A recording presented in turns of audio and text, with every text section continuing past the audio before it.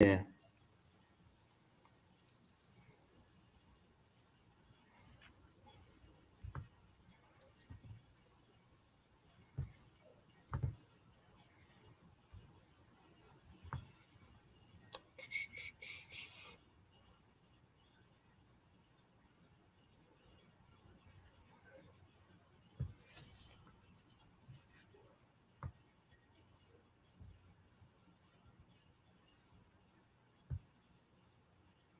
Oh man. Oh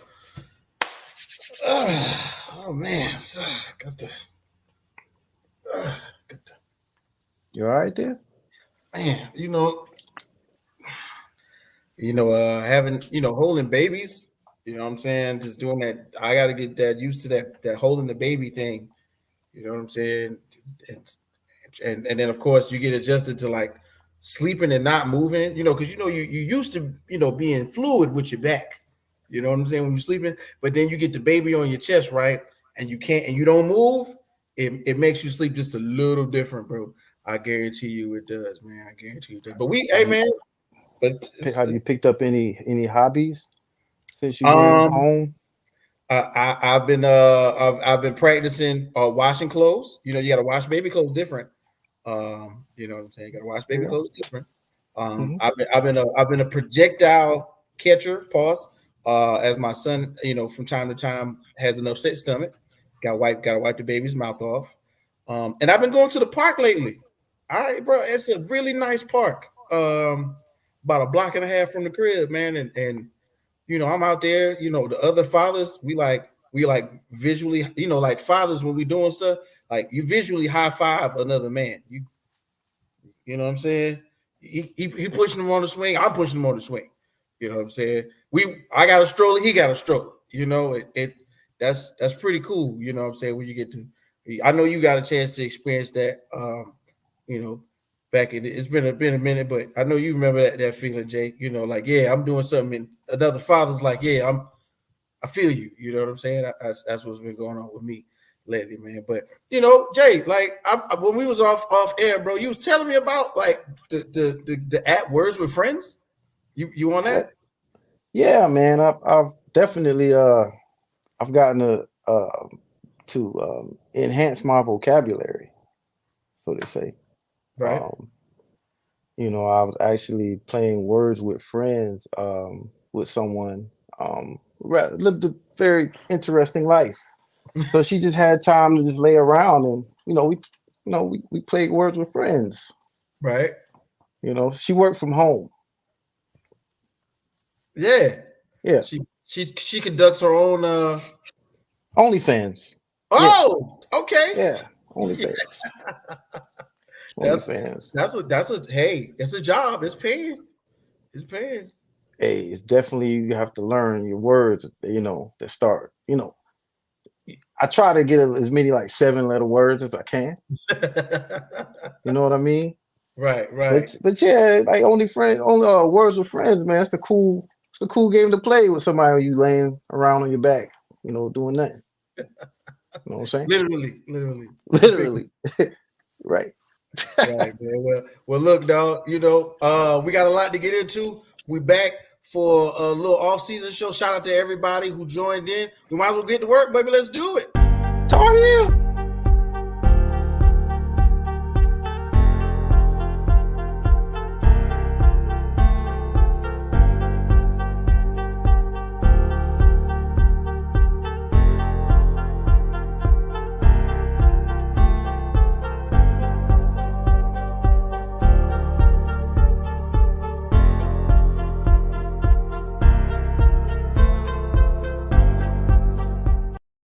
This is this is this is this is this is Rec Room Sports. Olympians carrying the torch, going where they don't go. We ain't lost.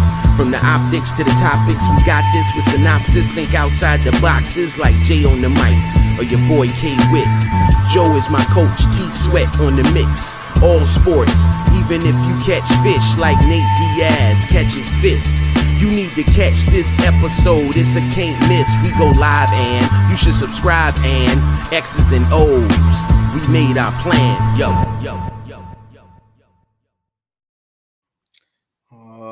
Yes, sir. It's back, and it's back again. I cannot believe it.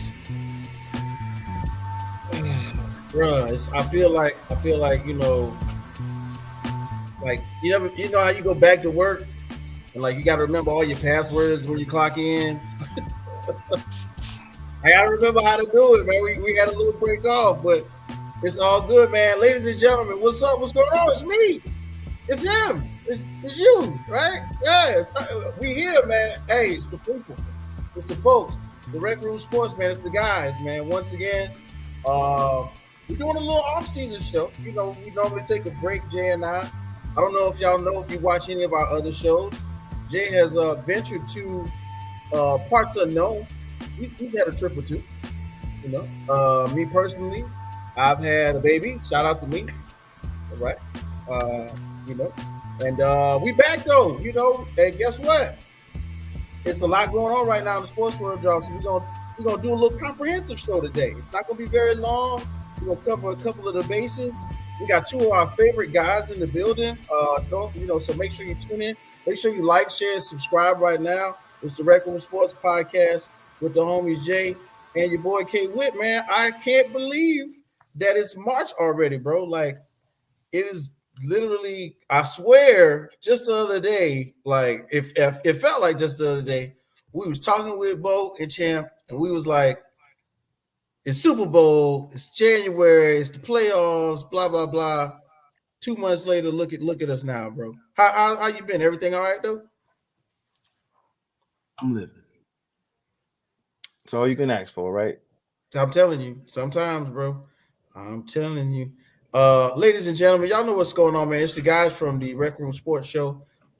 It's your boy K Whit. Y'all know me, your mama's #1 draft pick. And yes, I have been compiling more recipes to tell you about when we get on air. Don't worry, I got them on deck. I just found out how to make a keto pizza. Jay, a keto pizza, man. I got a tortilla. I put it in a little olive oil, fried it, put some tomato sauce on it, and put my oven on broil. Put some turkey pepperoni on it, right? Put it in the oven, and bow, little crispy pizza. And like, I ain't gonna lie, it was fire. It was fire. I ain't gonna lie. I'm gonna write that down, Whit. Yeah, you know. Whit, I'm proud of you, man. Yeah, you know. I'm proud of you. Nah, bro, I'm proud of you, man. You didn't say ranch. You didn't say what was your other favorite, man, that you like to mix in the oh man, the real ill. Don't worry about it. But that's pretty good, man. Thank you. That. I appreciate it. So shout out to everybody. If you listen just now, I just gave you some game. Keto pizza, real fast. I'm trying to lose a little bit of weight. You know, when you having kids, you know, you're eating all day long. But now we're gonna reverse that, lose a little bit of that dad bod. We're gonna go get back. I cleaned out my garage too. I'm gonna do some push-ups in the garage, make me sweat, that type of thing. But hey, you know, hey folks, it's the guys from the Rec Room Sports Crew. It's Jay on the MIC. It's your boy K Whit, and we're gonna talk about some things. So might as well get right into it, right? Don't forget, follow everybody right there in the crawler down at the bottom. So welcome back. You know what I'm saying? Real simple. It's March. Everybody knows, man, this is an incredible time of the year. Sports are going crazy. Some sports have ended. Other sports have picked up. And one of our favorite sports in like the entire world is having like a culmination of events right now. And if you don't know, you need to ask somebody, because it's the most wonderful time of the year for a college basketball fan. Right? And literally, NCAA brackets are going nuts right now. You know what I'm saying? Jay, I know you're one of those cats, man. I know you got the app on your phone. You know, by like Thursday, Friday, it's gonna be like 10 million, 10 million brackets done. You know what I'm saying? So many brackets are gonna be busted. Like, what's going? Like, tell the people like what time of the year this is for, like in March. It's Tar Heel season, man. Oh, man. I mean, it's you know, are you talking about men's or women's? That's women's. Yeah, because I'm really looking forward to the women's tournament this year. Of course, I'm looking for the Tar Heels of North Carolina. We're out west, which we heard the rumblings of we was going to pretty much have to go out west to get a number one seed, but here we are. We got Wagner. Wagner has been that team that they claimed was going to chop down some trees. So here we are. I mean, it's a beautiful time of year because both men's and women's college basketball it will be, can't say equally exciting because I'll put it more on the women's side, but you know we have some good teams, man. We have some teams that have that star power. People who we would love to see, go deep into the tournament, man. Like Connect from Tennessee. I'd be pretty disappointed if they get bounced, first, second round. So I would like to see them pretty much make it. I mean, I like to see all the number one seeds make it, which of course here we are, and it's crazy. Just by the way the season went, it's gonna be definitely gonna be madness this season. Definitely gonna be madness.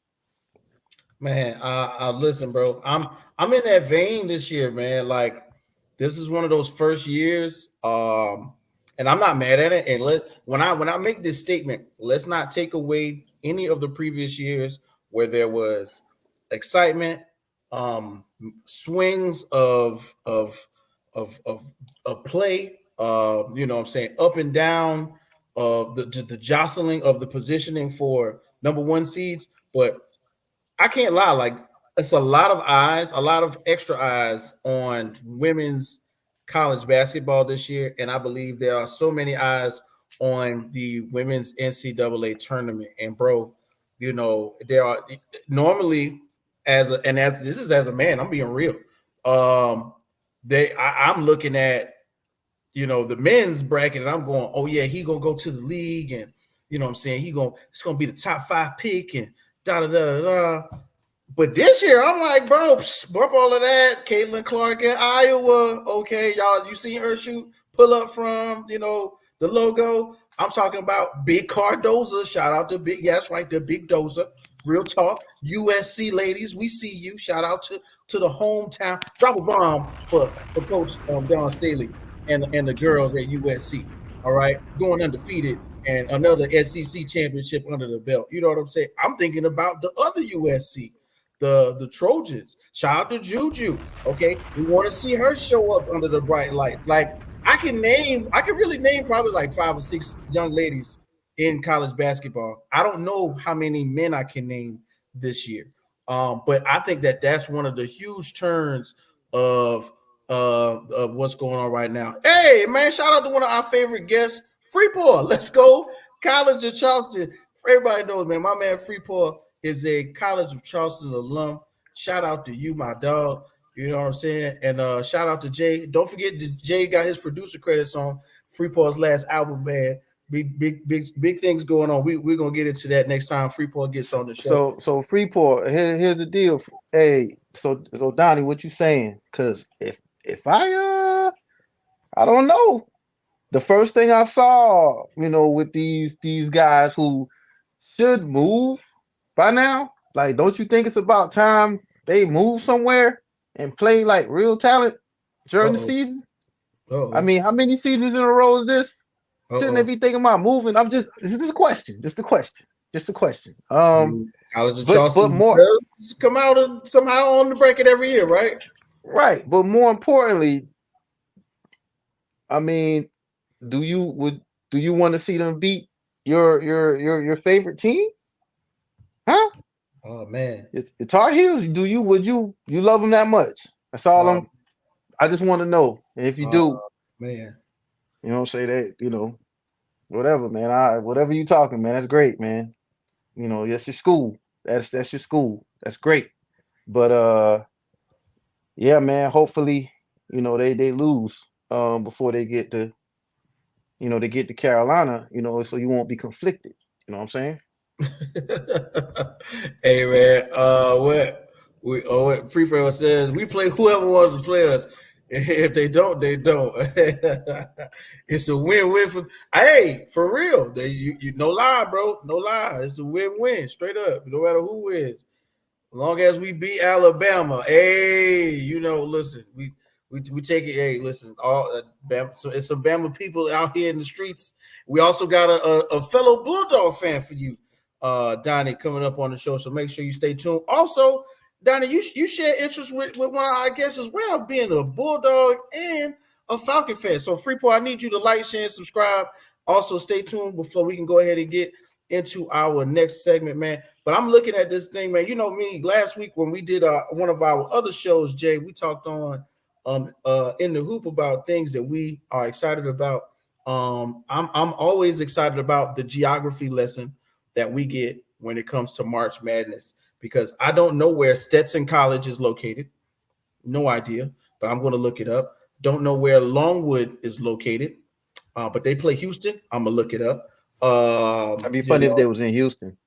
Yeah, you know what I'm saying? Duquesne. Right. I think where's Duquesne? You know what Duquesne is? Chicago. Okay, no. Duquesne, Chicago. Hold on. Wait a minute.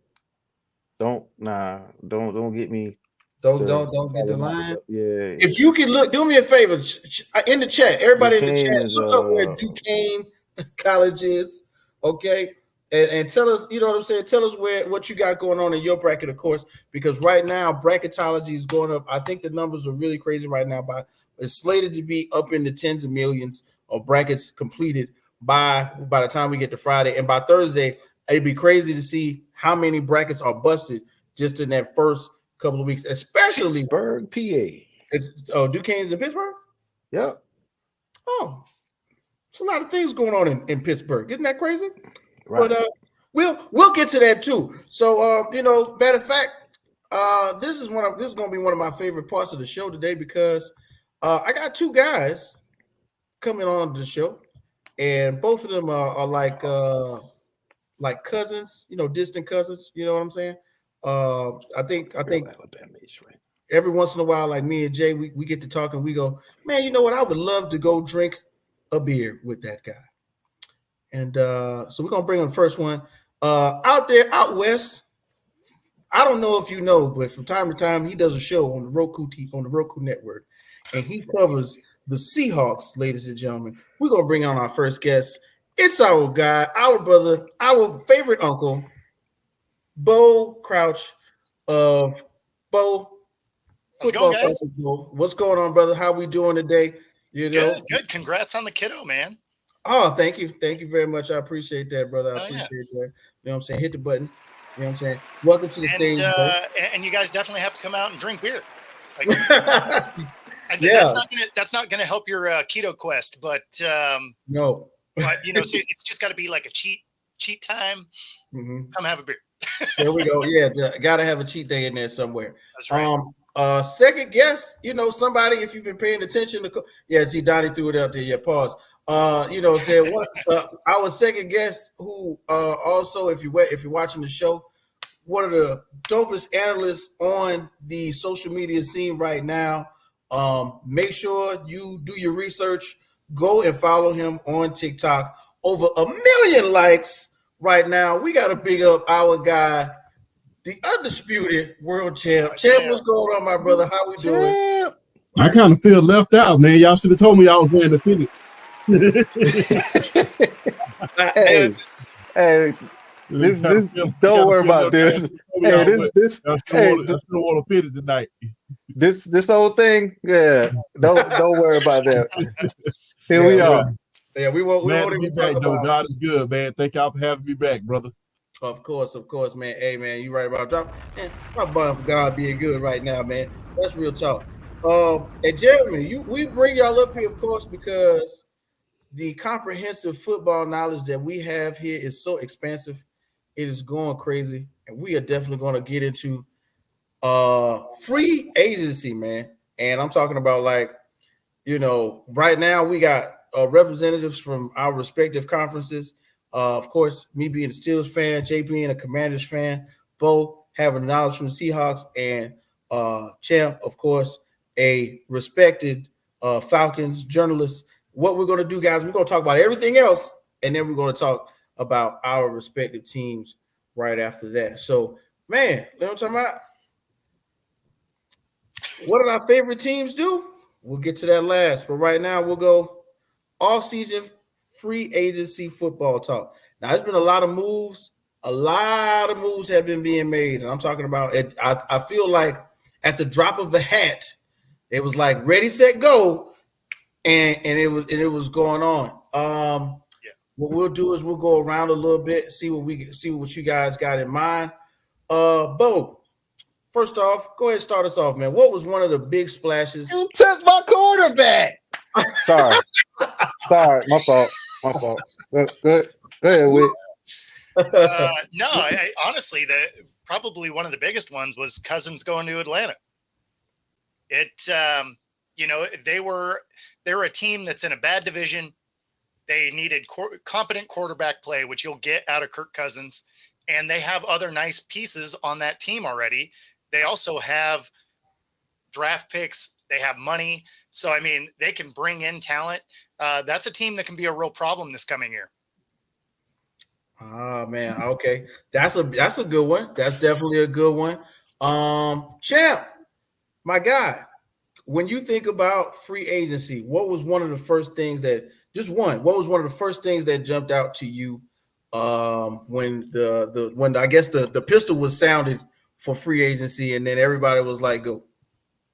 Hey, the one thing that stands out to me right now, the biggest winner on the defensive side of the ball has to be the Houston Texans with Danielle Hunter, because they have someone to go along with Will Anderson at this point. Not to mention they have Inez Algier. I'm not so sure if I'm saying his name correctly.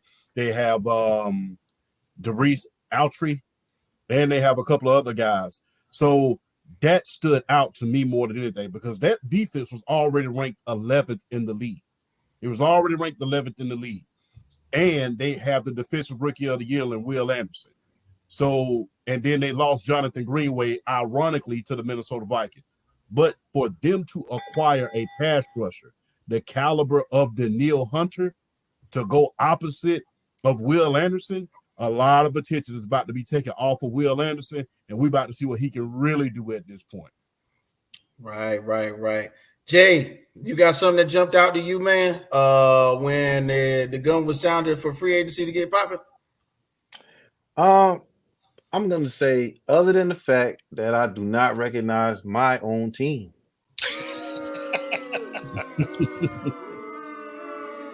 Hopefully it's for the best.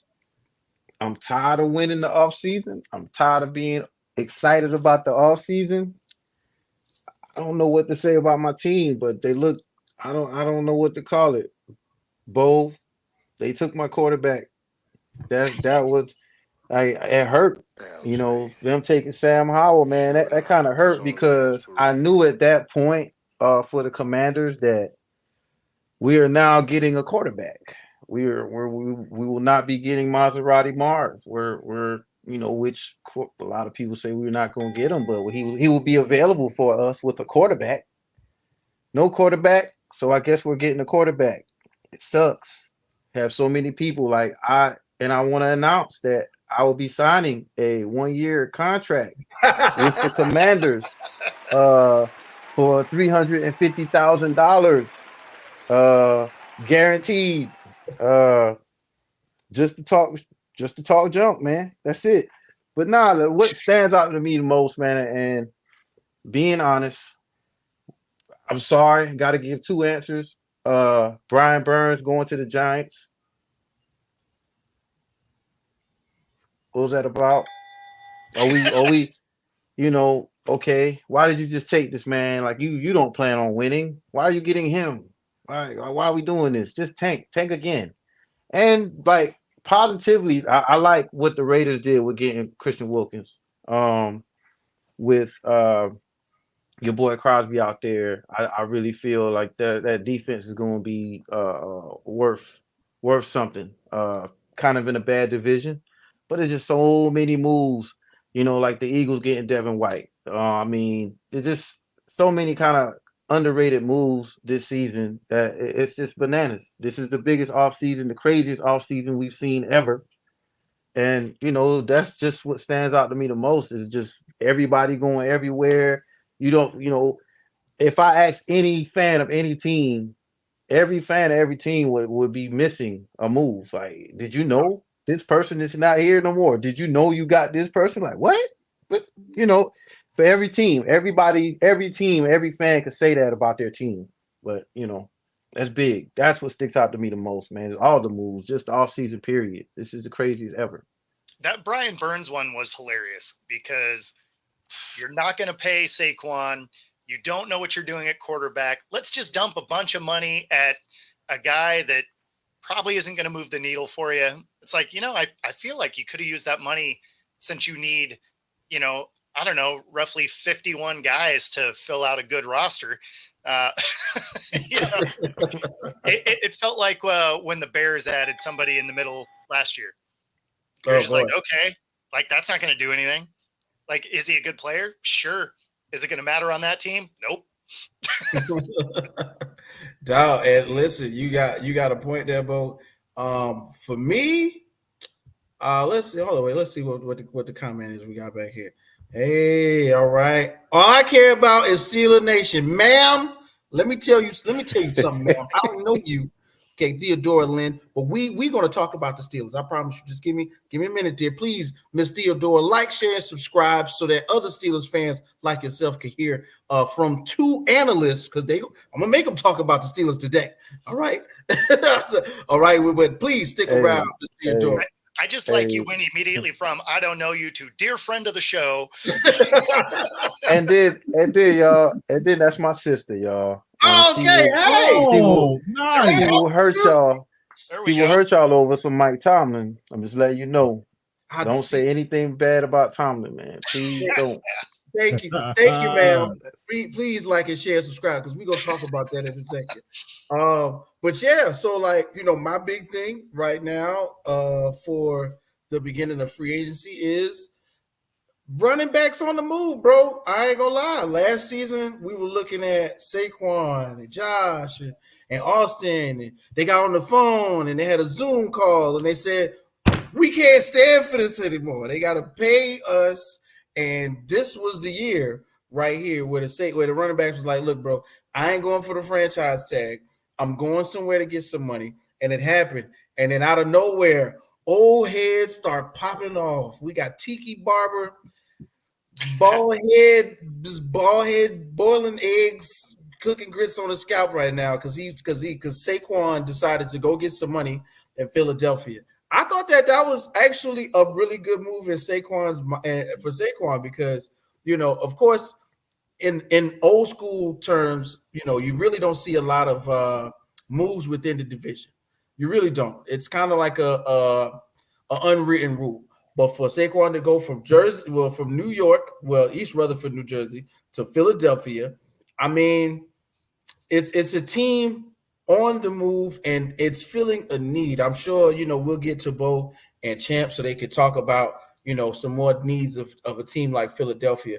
But when I say fill the hole that they needed, they filled the hole that they needed. And Saquon will be utilized very well right next to Jalen Hurts in that read option offense that they like to do sometimes. And then Saquon can pass. He can pass if you want to do one of those Philly type plays, the Philly special 2, extra cheese on it or whatever you want to call it. Saquon can pass the ball. He can catch the ball out of the backfield. He can run. He could get 100 yards a game if you wanted to let him get, up to 20 carries or 15 carries and 5 catches. It's about the same thing. It doesn't matter.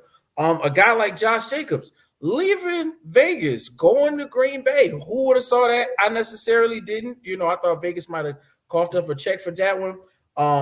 Then you got my guy Swift. Swift is out the door. Where does he go? He goes to Chicago. Austin Eckler, the Commanders.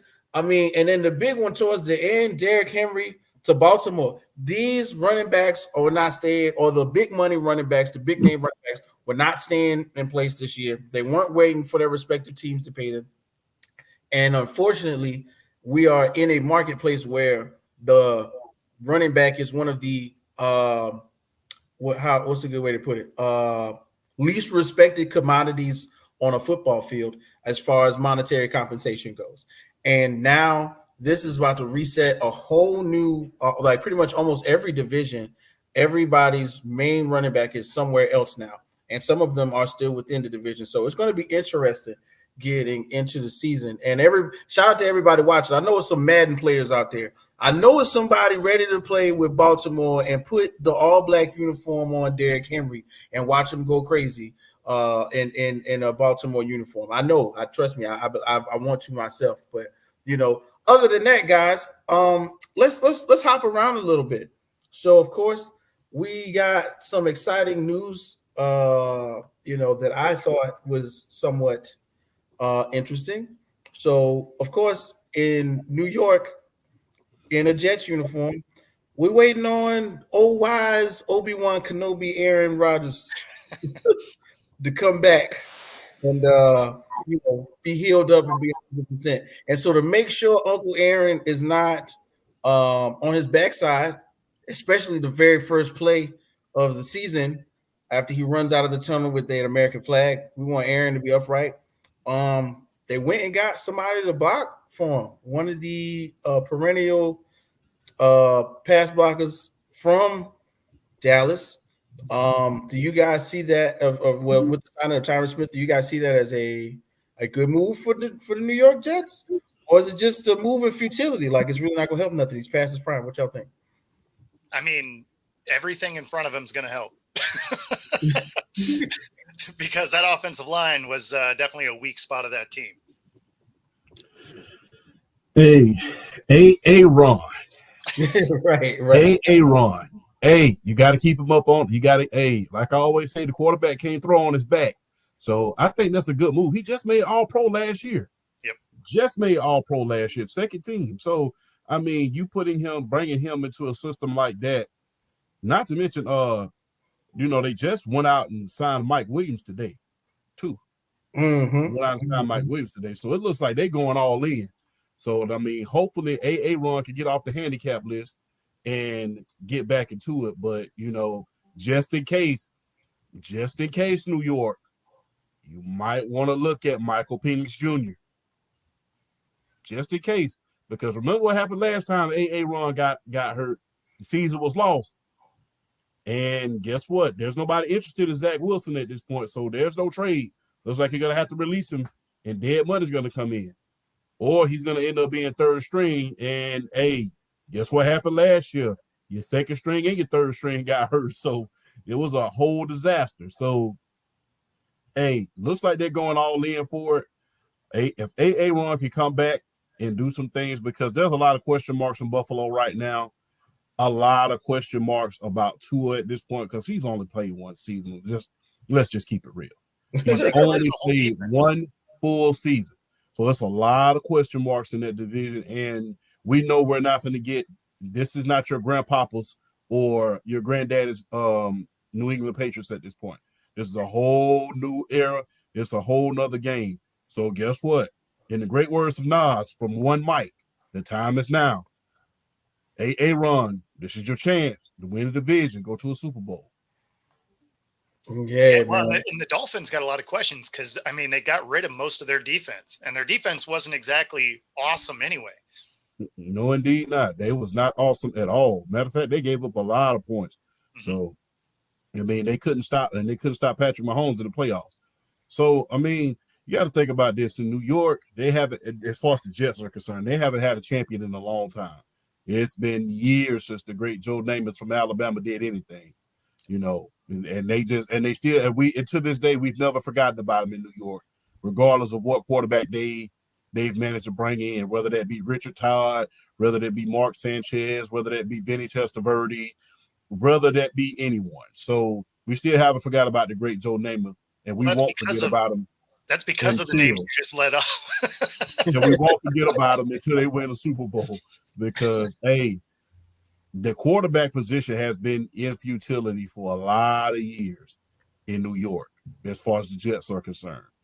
I mean, their crosstown guys in the Giants have been getting over on every single year, no matter how bad the New York Giants have been, they still manage to do better than the New York Jets. So, Jets, this is your chance. Not only build for this year, but build for the future. hey, you took a big chance. You want Carmelo and you're risking it all. So let's go ahead and let's apply that pressure. Nice. Yeah, when you bring up the name Broadway Joe, you got to hit the camera flash sound. Yeah. If you don't risk it all, you willing to have a backup plan. Listen, it's one of those teams where, of course, everybody knows it was chronicled last season what happened with Aaron and how I feel like that first Monday Night Football game, like America, like gasped all at the same time, and I think that right now, even though the Jets aren't my favorite team, you know what I'm saying. Everybody knows I'm a Steelers fan, but I think everybody's waiting to see what type of product they put on the field with Aaron coming back from injury, and I'm interested just to see what the team is going to look like. We saw Zach Wilson out there. I mean, he was, trying to kill deer with a BB gun. It didn't work necessarily. And it was one of those times when I never really felt bad for somebody making millions of dollars. You know what I'm saying? But I felt bad for Zach Wilson. Yeah, man, I did. I mean, besides him, taking somebody's mama to Airbnb or whatever. But I'm just saying, I felt bad for Zach Wilson out there, man. He couldn't do it. I'm not saying that he's unable to be a quarterback in this league. I'm just saying that with what he was given, I'm asking for filet mignon, and you got cans of spam. It's not going to work. And literally, right now, I'm hoping that Aaron Rodgers can actually be a better chef, quote unquote, and make it work. I'm interested to see that. That's something we're definitely going to be keeping an eye on. I mean, you're comparing Gordon Ramsay to Chef Boyardee. Like, what are you talking about? There we go. Exactly. Like he's out there making SpaghettiOs in the microwave. Like what? Yes, exactly. And y'all know I got the food analogies, so that is you are correct. We are expecting you to do filet mignon, but all you got is the spaghetti you can. And look, we're excited to hear about what goes on with the Jets this season. Another team that somehow, some way, and I think that Champ mentioned it in his opening. The Houston Texans. These guys. I don't want to say that they came out of nowhere. That's not giving them enough respect. But to see what they did last year with a rookie quarterback, a rookie head coach, a first year leader on the defensive end, to get into the playoffs, to make some noise, and then to kind of take that and revamp it that fast. Are we looking at like is it a resurgence? Is that a resurgence? They did good last year, but are they resurging? What do you guys think? Jay, you think this is a resurging team? No, this is more. I mean, this is more like a stand. This is more like they're taking a stand. You know what I mean? This is, we're talking about a division with no Derrick Henry anymore. You saw Kyler. Who I don't know what Kyler. Never mind. That was about Aaron Donald, but I'm pretty sure there are a lot of people in that division that are pretty happy that Derrick Henry is not there to be tackled 2 times a year. Ooh. And it's just, and 3 times if you get unlucky, if you see him in the playoffs, depending on who you are. I mean, this is a different division, and Jacksonville's not necessarily bringing it. I mean, they made their pickups, which I think was a little unnecessary. They got Gabe Davis. I feel like, keeping Trevor Lawrence upright and healthy is very vital to the Jaguars' success. But it's anybody's division in that division. I don't know, man. My head is spinning right now. Here's a stat for you for the Jags, which is why I don't believe in them a lot, because their defense was another team that wasn't great, right? Right. but Lawrence is 1-18 in games where the defense doesn't create a turnover. Dude. That is horrible. Wow. Now, and that's over the last 3 years. So one, that tells you that their defense does it a fair amount where they don't get a turnover. But it also means that he makes enough mistakes that he can't carry the team when the defense isn't creating opportunities. Right. So as much as everybody loves Trevor Lawrence, like there's some things that when you see it, you're just like, man, I don't feel good about it. Right. It's like he has to play a perfect game in order for them to win games. And, a perfect game out of a quarterback these days, you can at least turnover-free football is definitely the status quo. But, I mean, these days you got linebackers running 4-3s, 4-4s. You got ends running that. Of course, it's a passing game, which puts them at risk more than handing the ball off 30 times to a workhorse. You know what I mean? So he fumbles a lot. You can't even blame it on he was throwing a bad pass. Like he just straight drops the ball.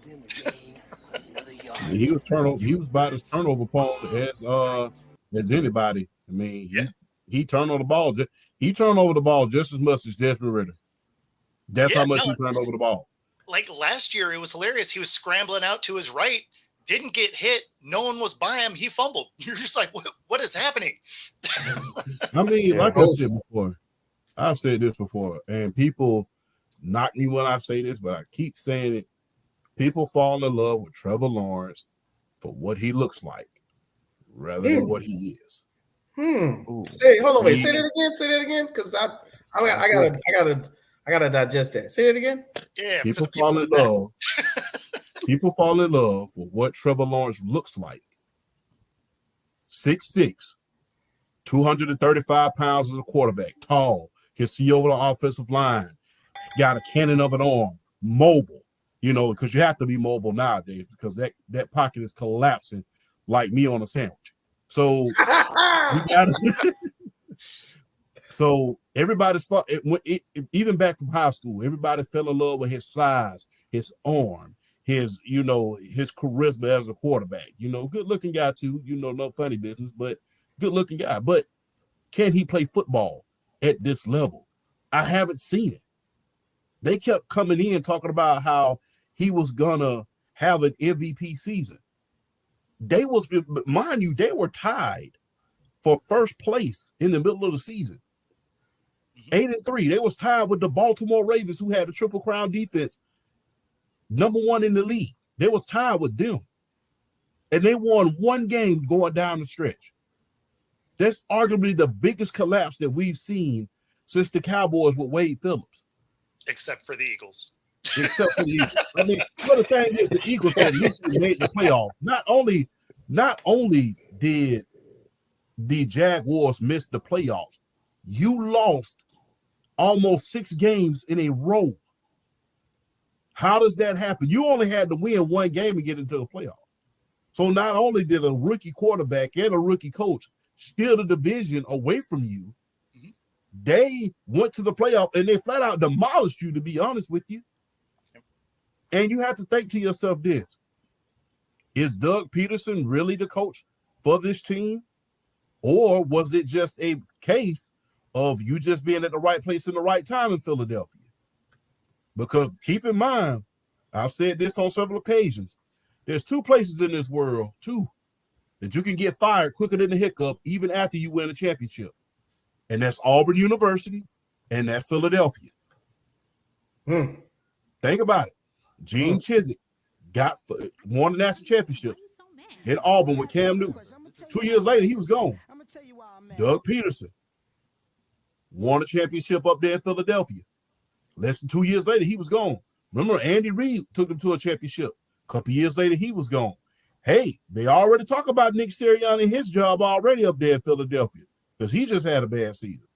So you have to wonder with Doug Peterson, was it a case of you being in the right place at the right time with the correct talent, or are you going to bring this talent along for the ride at this point?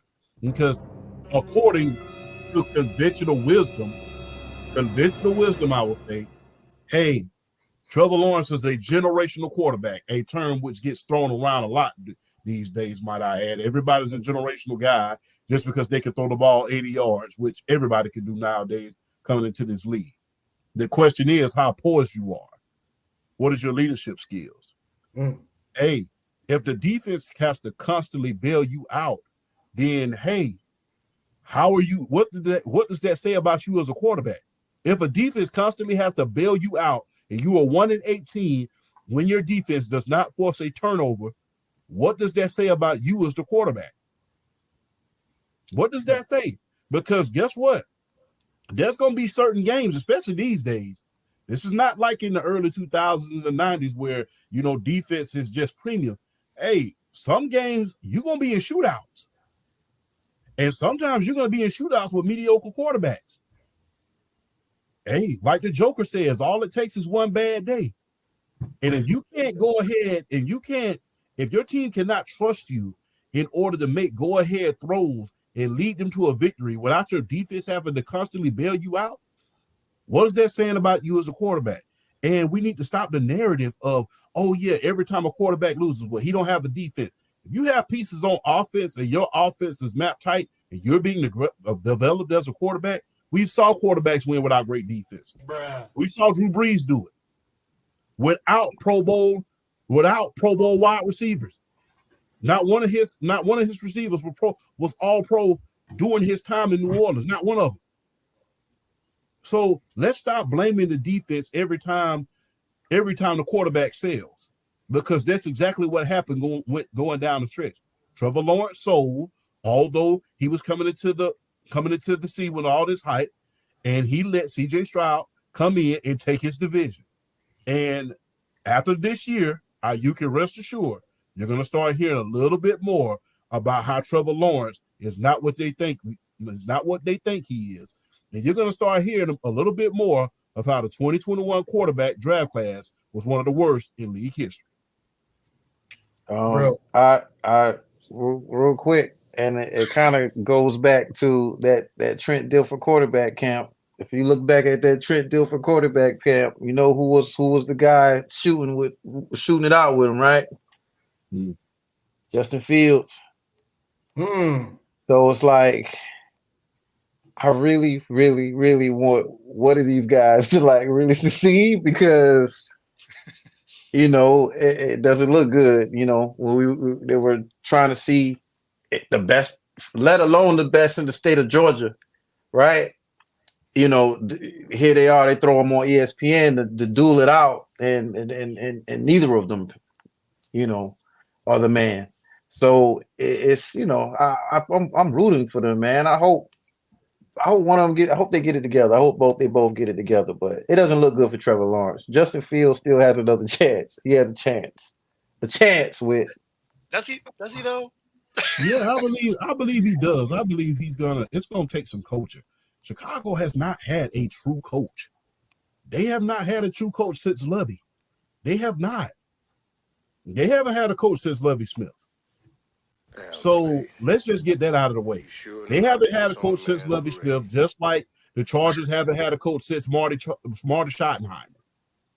Neither franchise has had a good coach, and they have not done. And Chicago hasn't done a good job ever in developing quarterbacks.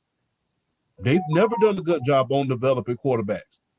I mean, it's sad when none of your quarterbacks have at least thrown for 4,000 yards. You see guys do that and they sleep nowadays. You see the worst quarterback throw for 4,000 yards nowadays. I mean, we're going to see Justin Fields with his headphones and a clipboard. But the thing is, I think that they're going to do a great job in developing him as a quarterback. And he's going to actually be in the room with guys who actually care about his development. He's not getting thrown out there to the wolves as of yet. And even if it just so happens and that's a big if Russell Wilson goes out there and we see an AA run situation happen during the course of the year, guess what? Justin Fields is pretty much covered. You got two running backs. You got a dominant wide receiver in George Pickens. You And a have good one D. hell of a defense. Exactly. And you have a great head coach. And you know Arthur Smith is not going to put you in danger out there with that type of offense. Arthur Smith is not going, based on what I saw in Atlanta, Arthur Smith is not going to put him in danger. He's going to be very, very, very cautious. Now, I will say this, though. Expect if Russell Wilson starts the entire season, it's going to be guns a-blazing. If he doesn't, expect a very, very conservative playbook when it comes to the Pittsburgh Steelers. Hey, all I'm saying is, as an analyst / media creator type person, I hope they both flame, because that narrative will be hilarious. Really?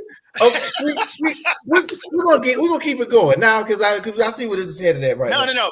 But honestly, like I actually think Russ will do well there, because the way that the Pittsburgh Steelers are lined up are exactly how Seattle was lined up when he came in and played his best football. They have a great defense. They have good running backs, and they have decent weapons around it. They're not going to ask him to do too much. He's just going to have to go in there and not turn the ball over. One thing he does do well is protect the football, right? So he's not going to be asked to do a lot. I think he actually is going to have one of his better seasons as of late, because of the fact that he's going into a scenario that really fits his skill set, as opposed to let Russ cook. Because even though mentally he thinks he can do that, we haven't seen that actually work out on the field. So he's going to go back into a scenario that really fits what his skill set is, which is why I don't think that Fields gets a lot of, I don't think he gets a lot of play time. But you may get some interesting play calling where you end up with both those quarterbacks on the field. Man, where you end up with some Taysom Hill stuff. Listen, I was in the vein in my mind, and I was going, and we'll get into more in depth about the Steelers' moves and everything and how that process took place. But I was really going, man, like this is one of those situations where they may pull some of that Saints stuff out the old playbook and go, hey, let's bring you in, let's make everybody think you run, let's have you throw the ball, just to get them out there on the field and make everybody kind of change up their thinking about them. So it's anything goes when it comes to the quarterback room right now. Shout out to my guy Bobby G. Bobby G, we see you in the comments, man. Yeah. Don't forget to check out me and Bobby and Jay and Alan on the LTS in the Hoop Show each and every Friday. We might do a little different something with these brackets this week, Jay. We got to plan that out. Something else I wanted to throw out there. I want to comment on Rob there. So he said, is he going to truly follow the program and go back to Hero Ball? So I think he follows the program, and that'll make them a good team. As an analyst, you kind of want him to play Hero Ball because, again, I will bring the marshmallows. We will roast those things over that roaster fire. But no, I think this will actually be a good stop for Russ. And they get him for free. We'll get into that, and I think I'll tell you why in the next segment why I think that this will be a good stop for Russ. And then really quickly, just to throw out some other things that happened. I know me and Jay were talking about these quarterbacks and what took place, pretty much in the free agency periods thus far. Everybody knows last season, man, quarterbacks were a commodity. Almost half of the league ended up having to play their second string to third string quarterbacks. So the second string, the guy on the bench holding the clipboard, like we talked about earlier, has become imperative. So it's kind of cool to see somebody like Baker Mayfield get a check, get a payday. He's staying in Tampa Bay. Shout out to him. We don't know where Ryan Tannehill's going. Gardner Minshew's going to Vegas. Jacoby Brissett back to New England. My guy, Famous Jameis, going to Cleveland. Like, with the moves being made right now in the second string range of quarterbacks, gentlemen, like, is this kind of what is this the new era? Like, okay, I want two starters, or at least my second string guy has to be a past starter or maybe a caliber of a starter just in case something like this happens. Because like once again, Tyrod went from the Giants to New Jersey. I mean, to the Jets. You know, everybody who was a starter is now on a different team. You know what I'm saying? And then we still got the draft team up. Let me ask you this about that question then. The hell are the Giants doing? I mean, they this is what they're doing. They are blowing it up right now. Okay. Hey man, you looking at your never mind. I'm not gonna say anything. I'll say anything. Based on what they have now, Drew Lock could be their starter. One of the things we're gonna remember Drew Lock for is singing the Jesus song on the sideline. That's all we're gonna remember him for. Yeah, Minshew to Vegas is a sleeper to watch. I like Minshew. Wanted Seattle to get him back when and listen, that was in my mind, and we'll get into it more, guys. Like, who is this year's Geno Smith? You know what I'm saying? Somebody that we're not necessarily expecting to be the starter, that will be the starter, and then take off with it and never look back.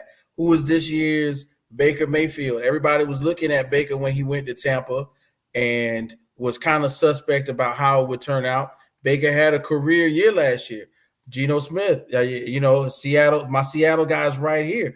Geno Smith is got that starting position, never turned around.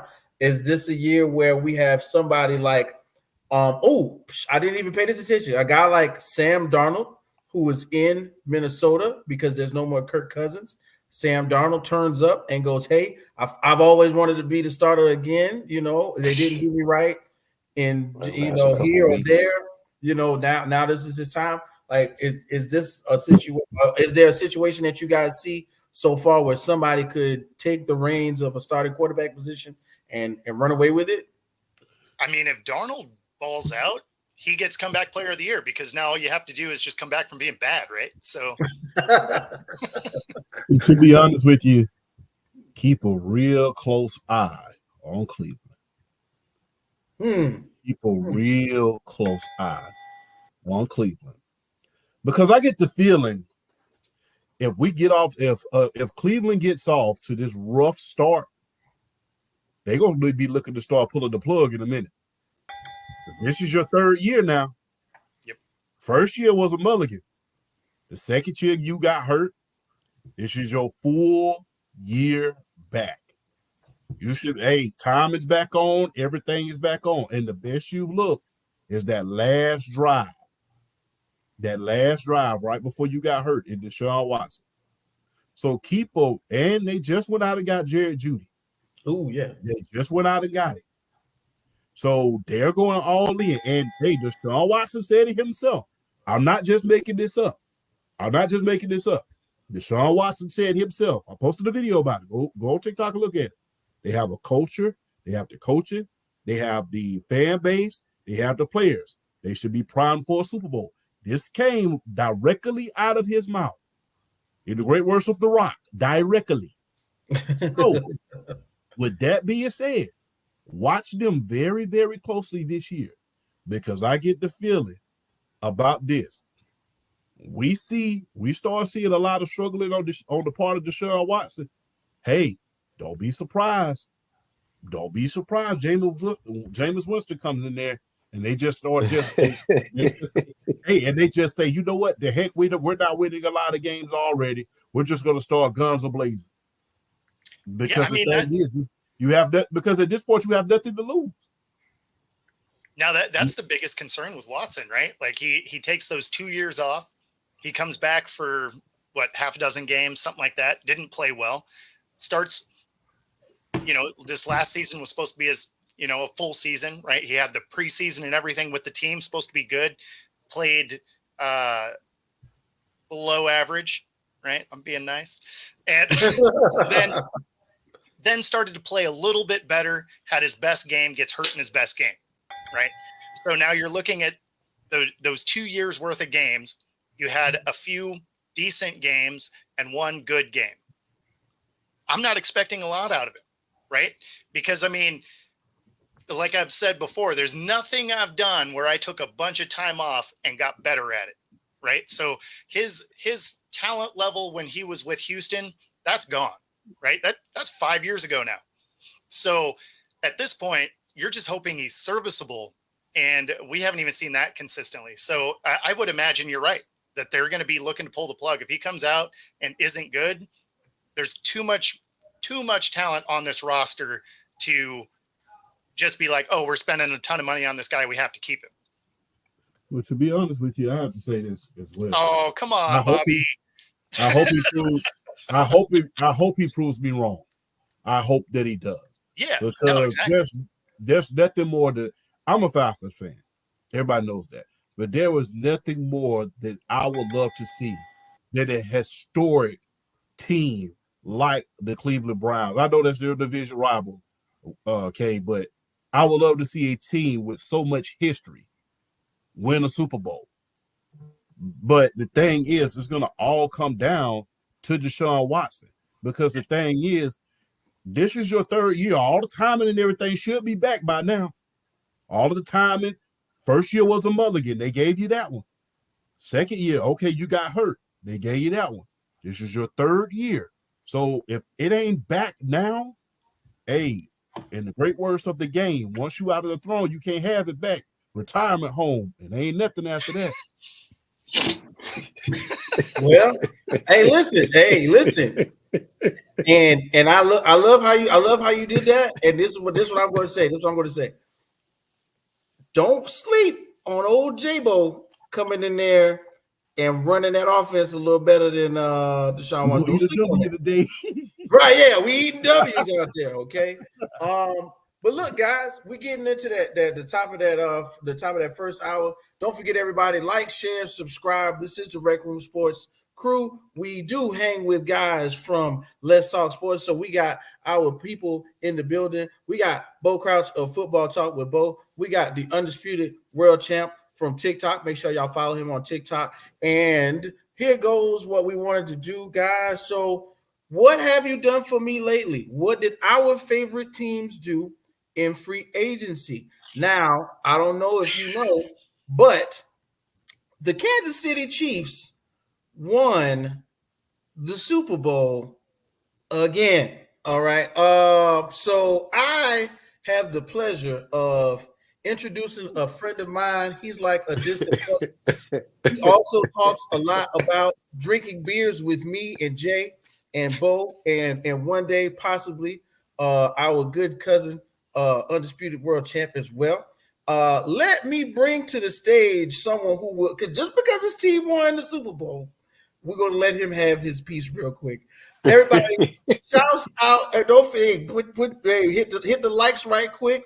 Like, share, subscribe. Everybody, man. What's up with my guy Tanner Dawson? What's up, guys? What's happening? I'm happy to be the champ. I'm happy to actually be on the show with you, because I've listened to you in the past, and I've commented on some stuff. I kind of told you what's up, so happy to be there. Bo, of course, always happy to see Bo, Jay, Whit. I'm loving this, man. Loving this. Yeah, this was a surprise, ladies and gentlemen. Jay and I did not plan on this. You did not. Sometimes you got to call an audible at the line of scrimmage, ladies and gentlemen. Okay, so this is what we got going on. We got 5 guys, 5 different teams, and I'm not sure exactly what Tanner has to do. So, Tanner, I'm going to let you have the floor, and you can talk about your Kansas City Chiefs. Okay, so we dropped an episode down on Basement Brew Fantasy Football this morning, actually, in case you didn't catch it. And we talked about Marquise Hollywood Brown possibly being the number 2, could be number 1, really, in the aspect of things here, of the free agent signing. So, huge sign up. First off, we've seen what Marquise Hollywood Brown has done with the Ravens. He has highlights of being a 1. We've seen him with the Cardinals. He has highlights of being a 1 there. It's the injuries factor that we got to get over with here, and that's the biggest thing here. You guys got to remember, Rashee Rice is going to be phenomenal. He's going to get his targets. Marquise Hollywood Brown's going to get his targets. Travis Kelce going to get his targets. Irv Smith and Noah Gray going to get their shared targets as well. We'll see it matter where it lands up at. But that's where we're looking at, guys. This is what we're looking at here. Hollywood Brown coming in the Chiefs offense. Patrick Mahomes have another option, a speedy option at that, And that's exactly where we're sitting at right now. Hey man, brother Tim. First of all, I appreciate you coming in on a moment's notice, guy. I know that sports knowledge was in your head. I wasn't worried about what you was going to say. I You know it's there. I know it was there. I know it was there. And listen, we can't forget about one of the original shoes to drop, one of the first shoes to drop in free agency. Chris Jones, big money, Huge. big money, Huge. huge money. So Bobby, much, crazy. 95 million guaranteed. What? Hey, the guy. Hey, the guy. Like that was, and literally, I remember talking with Tanner at the beginning of last season and going, he's sitting up in that owner's box for a reason. And Tanner was like, yeah, it's going to happen, guys. It's going to happen. So Tanner, with that being one of the biggest signings in free agency, like huge, especially after the performance that he put on last year. Shout out to Bobby. Yeah, that's cold, man. That's cold. So, like, with that being one of the biggest signings in free agency, are you thinking this is the year we see a 3-peat for a Super Bowl run out of the Kansas City Chiefs? Look, here's the thing you got to watch for here. It's a Snead trade, right? Does Snead get traded in the offseason? Does he get drafted? Get traded in the draft coming in? I'm going to play in April. That's the thing to look for here in this play. Okay, remember this here. Snead is the key. If he decides to play like he said he's already said that he would either stay with the Chiefs, play on the 1-year deal with the tag, and call it good. They'd rather be traded. If that actually happens, 3-peat is very possible. Having a young defense, a young defense secondary come into play, a great Chris Jones line coming into play, Mike Pennell resigning, Noddy resigning, Trishawn Ward resigning. Like, you got guys out there ready to dynamic that you've had in the past already for the last 2 years. There's no reason why you don't return. You lost Willie Gay. We'll see what they do with their linebackers necessarily coming to play here. The outside linebackers more specific here. But that's where we're sitting at. This is very possible, guys. We're looking at a 3-peat here coming into 2024, 2025. Wow. And listen, guys. So my analyst, Undisputed World Champ, Football Talk with Bo, Jay, my brother Jay on the MIC. Robert. As we have my guy Tanner here, let's give our feelings about the Kansas City Chiefs offseason. And we'll start with Jay. Jay, we hear Tanner, we hear the excitement in his voice. We saw the numbers going across the screen. We saw the signings. Jay, what are you thinking about the Kansas City Chiefs this season, bro? I have nothing to say about them. I have nothing. I mean, we'll see.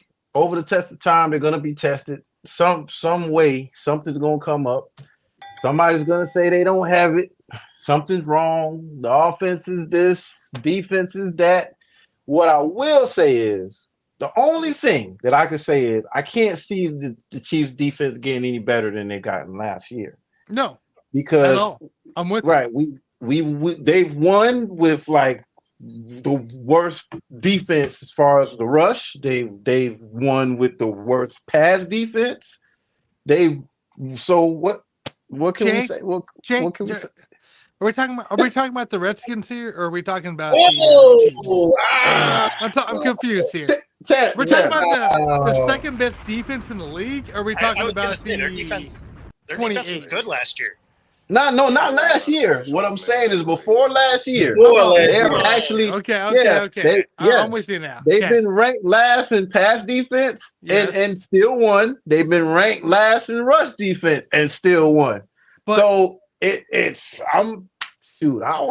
don't know what to say. Hey, guess who separated from us? Frank Clark separated from us. Tyrann Mathieu went away from us. We drafted a solid secondary with Jalen Watson and oh gosh, I'm gonna go blank here. McDuffie coming to play here. We got some good guys. Josh Williams in the play as well. So Brian Cook, who's gonna come off his injury, come Green Bay game. If you remember that on Sunday Night Football, I was there in Green Bay for that injury. That was devastating to see in person here.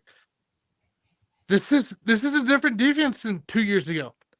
If we can keep anywhere relation to a year ago, aka the second Super Bowl in a row, we're okay. We're okay. All right. And my analyst, Bo Crouch. Oh, What are we thinking about the Chiefs offseason moves? So, I mean, I don't think they got a lot better per right. se. Yeah. I don't see anything that's really moved the needle. The thing is you are going to have an easier path through your own division than you've had, because the Raiders, they're not going to do anything, right? Like we can pretty much all agree with the Raiders are going to be mid. Mustache mania, dude. Mustache mania. So, I mean, what do you have at quarterback? You got O'Connell and you got Minshew. You're like, it's not going to be amazing. You're going to have the Chargers. We got to see what they're going to be, right? Sure, you can have a lot of faith in Harbaugh, but we got to see that translate into something on the field. Bo, did you see the latest rumor coming to play on the Chargers? That they might trade Herbert to the Vikings for like 3 draft picks or 4 draft picks in the first round or first or second round. There's no way they're doing it. There's no way, right? Breaking news. No, To be honest with you, what that nonsense where'd you hear that at? Whoa. What do you say? What do you say, Champ? I saw it on Twitter. It's what I saw it on source wise. But like the fact that I saw it even come up brought me to awareness here for the Chargers. No, there's zero chance in hell that happens. Like that is that you don't trade Herbert. Yeah, but look what they're leaving them with. You know what I mean? No Keenan Allen, no Mike Williams, Joshua Palmer. Well, and you also are getting a lot of the defense went away there because it was a really expensive unit that underperformed. So I mean that team is a non-factor. Obviously, you have the Broncos, which who knows what that dumpster fire is. So you have a very easy path through your division this year. I like it. Yeah. So do I think you three-peat? I don't. Historically, it says you don't. You're taking the field. You're taking the field, huh, Bo? Yeah. Oh, I am. I am. Even if you make it to the game, I don't know if you win, just because I didn't see where you got sizably better. Now, Bo, did you pick the Chiefs to win? I can't remember. Did you pick the Chiefs to win? Last year? Yeah. No, I did not. Yeah. I'm not saying you can't. No, I'm gonna leave it there. I'm still leaving it there. That's all I'm asking. Yeah. No, I'm not saying it's impossible. I'm saying it's unlikely. I can't remember. I can't remember exactly. I know Champ did it. I know you. I can't remember if you did or not. So no, I had the Ravens Eagles. Yes, that's which is appropriate. It's appropriate. Yeah, so. And I mean, the Eagles fell off like that. I wasn't expecting that, but I mean, Baltimore, had they ever ran the ball, might have had a shot. Obviously I feel like the Ravens are planning to fix that with the signing of Derrick Henry. Sure looks like it. Hey, Champ, what's your thoughts on the Kansas City Chiefs offseason, real quick? Because we got to get to everybody else's team too. People are selling that Hollywood Brown signing very, very short, if you ask me. Remember, Hollywood Brown had his best season with Lamar Jackson. He hasn't had a quarterback since. Remember, Kyler Murray been often injured, off and on a lot. Yep. So if he's able to stay healthy, this guy runs a 4.3 40. Yep. This guy's not a slow dude. Not like you got me out there trying to run a hot route. So my thing is, this guy's not a slow dude. Hollywood Brown, we saw what he can do in Baltimore with Lamar Jackson at the helm. We saw what he can do with Baker Mayfield and that high-powered offense with CeeDee Lamb at Oklahoma. You saw what he could do. So you want to bring him in and give him some structure like a Andy Reid and that offense going opposite of Rashid Rice and Travis Kelce. Ooh. Hey, hot take. He goes for over 1,500 yards. Look at Well, that. I'm not saying they're not going to be good. I think it's going to be a good team, and I think they cruise through their division. I'm just saying that there's other teams that are going to give them a problem, but they're Man. going to get the playoffs. A At healthy this Joe point, Burrow, right? at For this point, instance. I don't really Nah, see. Burrow I don't won't be really the see a problem lot of because they guys don't have a coming back defense. and giving them too many All problems. right, Bo. Who's gonna be the problem for the Chiefs? Wait. I don't So, see. is realistically, I think the Ravens will be your biggest problem. All right, I'm in for that. I'm in for the Ravens. Yeah, And no, I think they'll be the biggest problem because you have Okay. the Dolphins that got rid of all of their defense, Already everything. right? Like Yeah. they're just like we don't need to Well, do that. The Dolphins weren't a stretch anyways because they re-signed Tua. They're going to re-sign Tua, give him a Yep. big deal. So the Dolphins aren't a stretch anyways, right? Yep. So you look at basically between Cincy, the Ravens, and the Bills. Yeah, And the only reason well, I say the Bills is because they consistently are somehow in the same they find a benefit, way. but they don't have a good conference to begin with. So they're there anyways. So that's why I said the Bills with it. But otherwise, it's the Ravens, Bengals, and maybe Houston. Maybe I Houston. say Houston, Houston but I has don't really that'd be it. see. I don't really see a lot of teams. I It don't only really see a take- lot of teams in the AFC. It only takes 1 week. Takes 1 week. It does. I It don't does. really see a lot of teams One giving great them week, problems at right? this point. One great week. Go I out don't and really see a lot perform of teams and call giving it them good. problems at this point because Yeah, number and one, I Andy can see Reid the will Bills- not be out coached. No, Andy but I Reid can won't see be the out Bills coached. having one good week. Patrick Mahomes won't be outplayed. I don't- You remember that too. Well, all the remember back in controversy that's going Houston. on between him and Stephon Diggs, I don't see that. Mhm. I mean, we don't even know if Stephon Diggs is going to be in town after the draft. It's correct. It's It's correct. concerned. And So, remember, Patrick Mahomes was down 27-0 to Deshaun Watson 3 years ago to the Houston Texans. And look what happened. Well, and another thing I will say is this. You have to think about this. Baltimore just lost two detrimental pieces on the defensive side of the ball in Geno Stone and Patrick Queen. Yep. Correct. The only person that they were able to keep on that defense outside of Raekwon Smith is Justin Metabuke. And it's a question on if Jadeveon Clowney is going to come back as well. Because Can you remember, replenish it? He's the sack leader. Yeah. So, and my thing is, when we talk about the Bengals, I have to say this. Are they going to turn Joe Burrow into the next Andrew Luck or Burt Jones? Because they got as much protection as Taco Bell does from me. So Orlando Brown being real. Jr. Orlando Brown I'm Jr. just on one being real. side, Sharp Brown on the other side. Rob, Let hey him- Rob, let him we're sandwich. going to get to that in just a minute, Rob.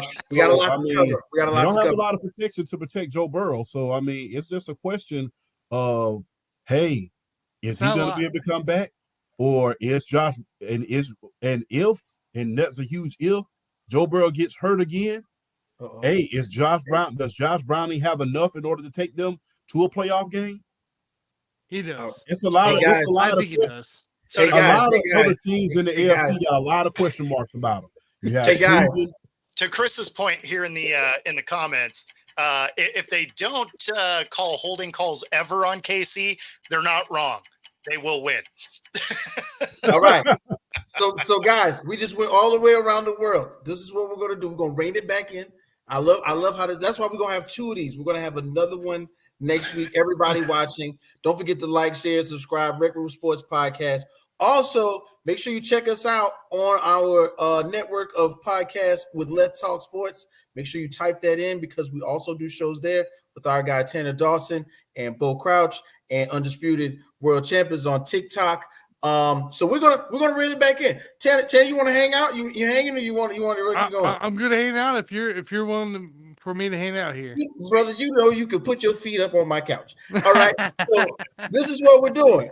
We're gonna go to the next person's team on the panel. And I've watched this young man's videos. I know what he's gonna say, but I know it's gonna be different from what I heard. So I'm gonna go ahead and let Champ talk about these Atlanta Falcons. Go ahead, Champ. Number one, here's what we need to do. Hey, look, let's hope that Kirk Cousins does come back and beat Kirk Cousins.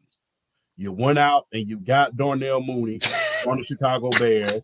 and you went out and got a Spitzer and Rashad Moore from the Arizona Cardinals. So let's hope you can at least be decent this year. In the event that you don't, Atlanta, you need to look at Michael Penix Jr. in the second round. In the first round, grab Dallas Turner. You need a pass rush. You're in a weak division. You're in arguably the weakest division in football. The only competition that you have, at least for this year, is Baker Mayfield. Now, with that being said, you came within an eyelash of winning the division, even with the turnover machine, Desmond Ridder, at this point. So, with that being said, you have to come out and at least win the division and go to a divisional round game. Anything else, in the great words of the old Spice commercials, anything else would be uncivilized. Like it. When you got it, you got it. And right now, gentlemen, when we think about this year's Atlanta Falcons offseason moves, what are we seeing? What are we thinking? I mean, yeah, I like everything they did. Like they addressed the biggest thing they had a problem with, right? Their defense was decent. They have some weapons. They now have a coach that won't forget that Bijan exists on the roster, right? Now you have competent quarterback play in an extraordinarily weak division.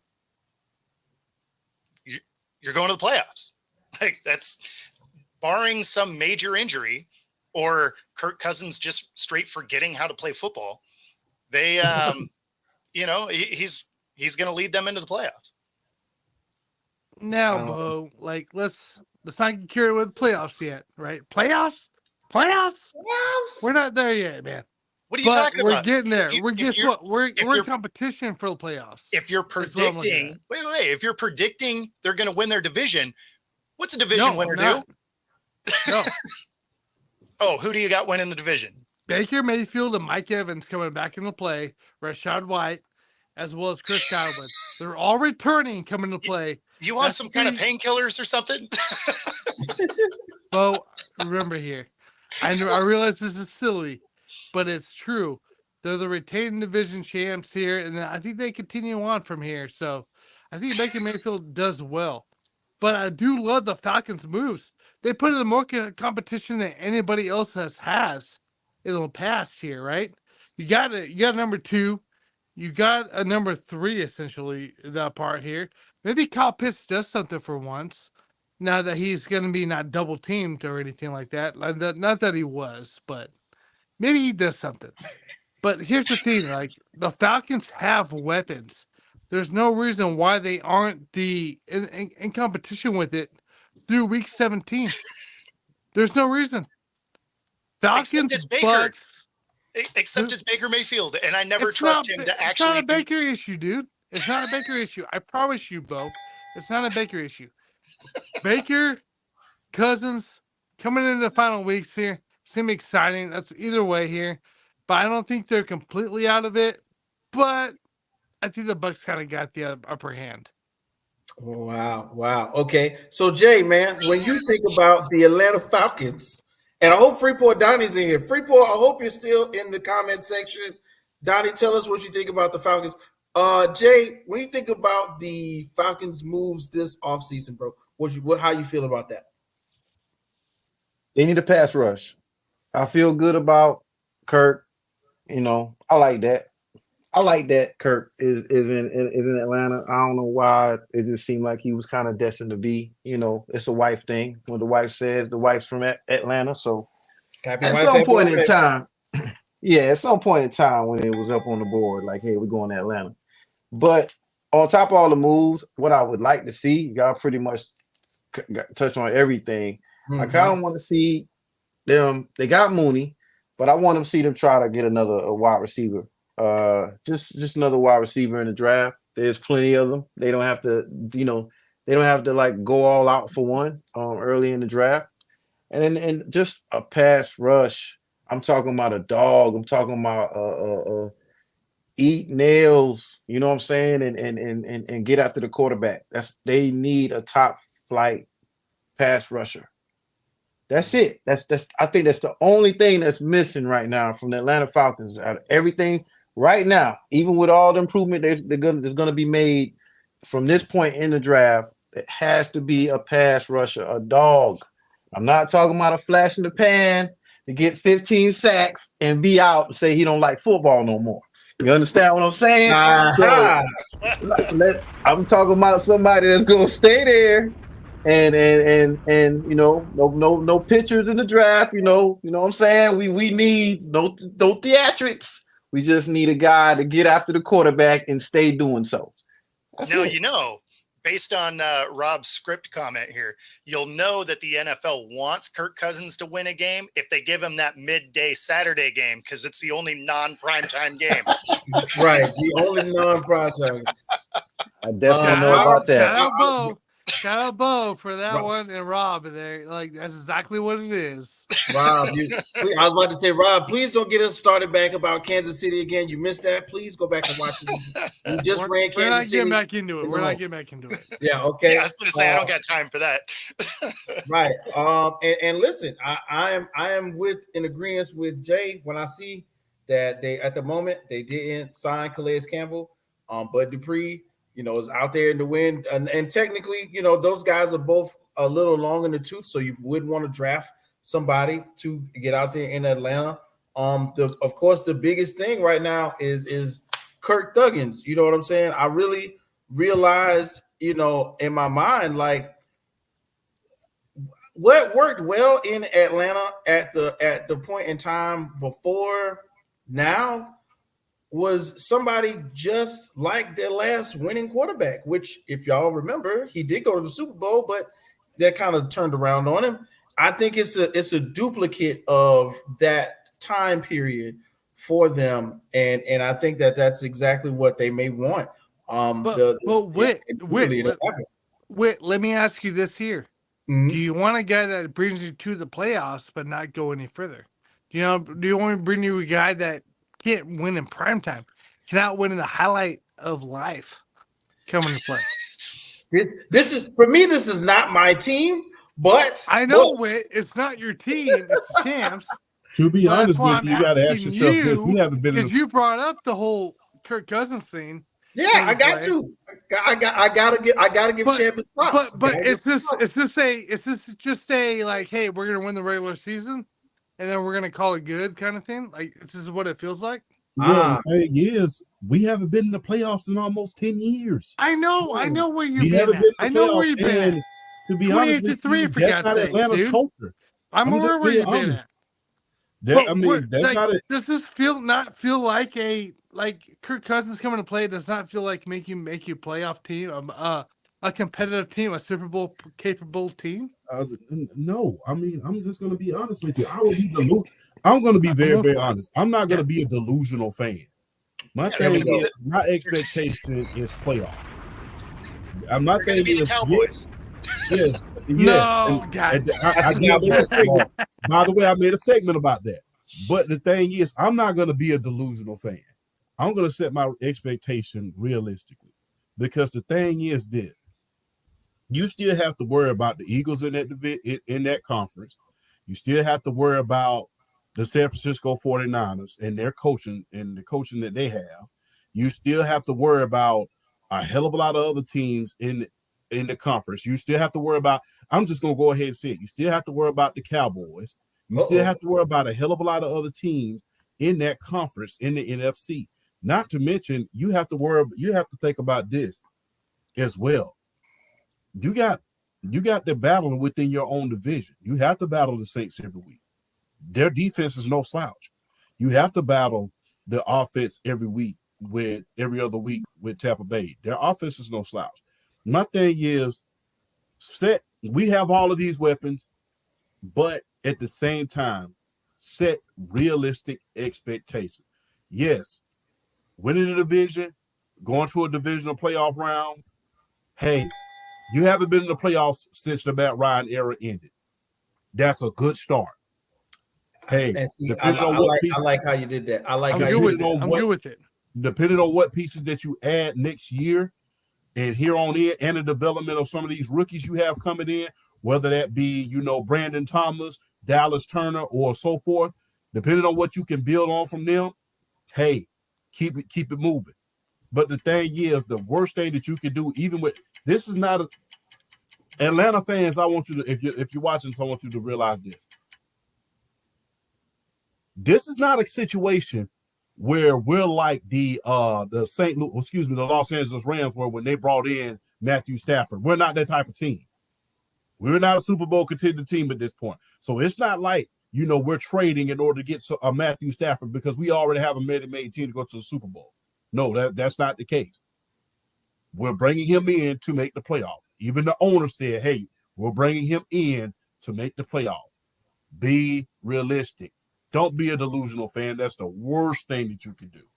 Hey, Amen. listen, I like that. And on that note, we're going to close the Atlanta Falcons on this one. Well, I'm telling you, guys, we're going to have to do more. We're going to have to comprehensive conversation on Tuesday. Okay. Bo, Seattle Seahawks, my guy, Hawk Talk extraordinaire. Man.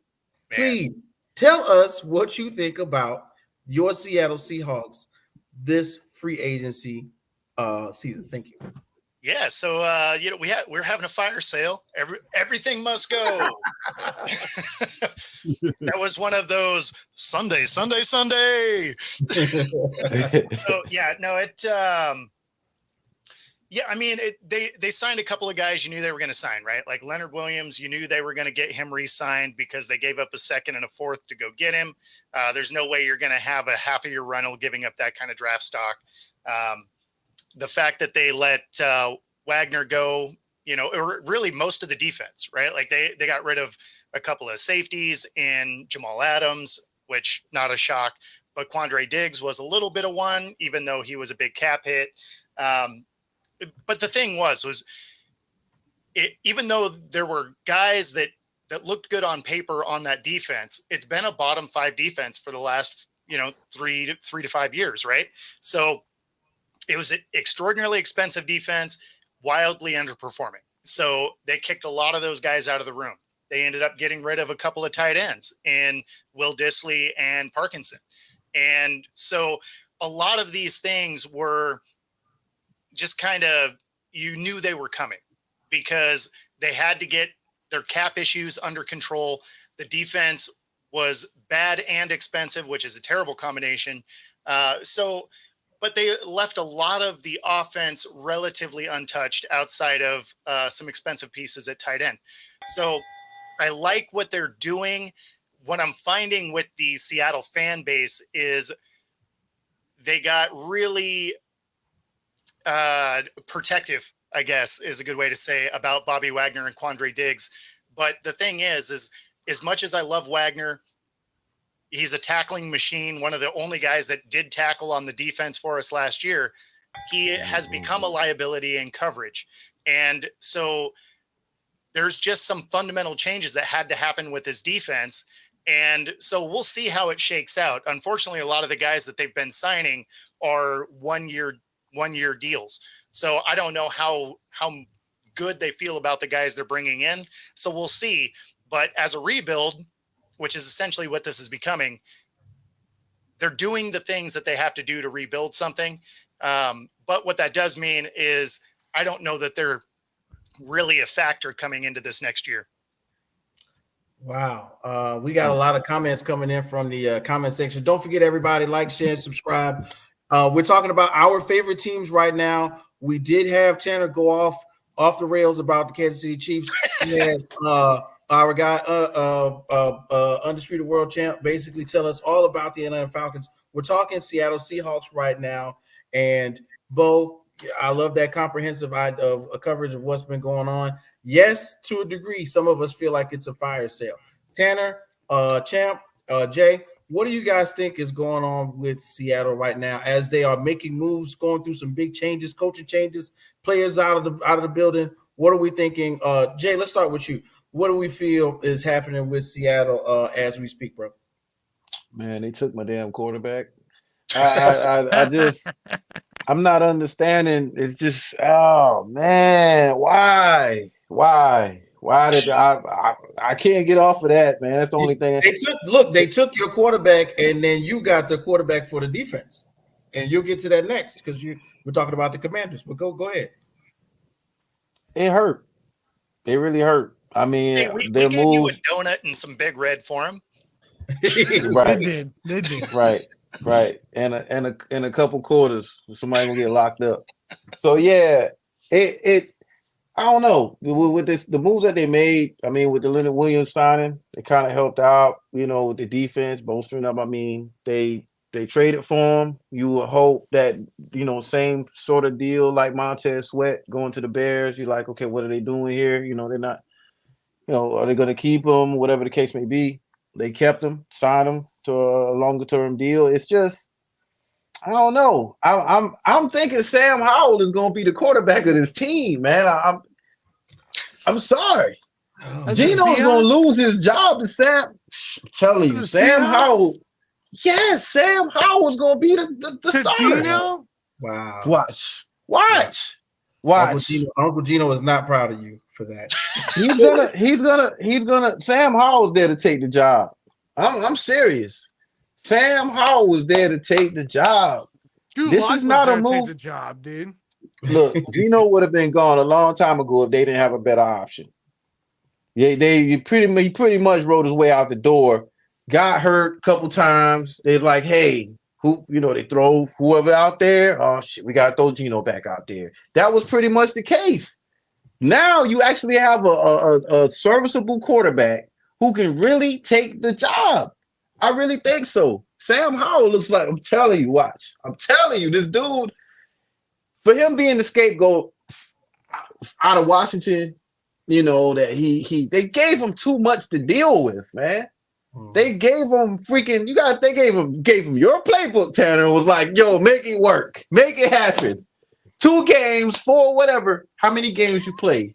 Make it happen. Here's the quarterback. Here's the playbook that won how many Super Bowls. Like let's make it happen. Just go out there and do it all. Come on, man. And then he's out here to be the scapegoat. And this dude is here to take the job in Seattle, man. That's we're gonna see. But I really think that this dude is gonna win over Gino. Like, I'm sorry, Gino is not that dude. He will lose a job to Sam Howell. No doubt about it. He won't. Wow. We got a couple guys. We got a couple other guys who let's lock it up. Rob says he appreciates your enthusiasm. Thanks. Champ. What you think is Seattle fire sale or is this smoke and mirrors? Fire sale. I have to agree with both. Hey, well, at least on the defense. On the defense. At least on the defense side of the ball, because and hey, don't be surprised if you see DK go too, man. This is a new regime. Hey, when you start seeing new regime comes in, hey, you start seeing certain older players go out, and that's not to say that DK is old, but you mean older players who are holdovers from the old regime. That's what I mean. He's expensive, is what he is. And he does. And that's exactly where I was heading there. So when you have an expensive wide receiver and you don't have a real stability, you don't have a quarterback room looking real suspect right about now. And you just never know. Sam Howell might come in and steal that job right from under the nose. And guess what? You're not trying to pay a $100 million quarterback to sit on that pine. So, hey, not to mention, you got to think about this.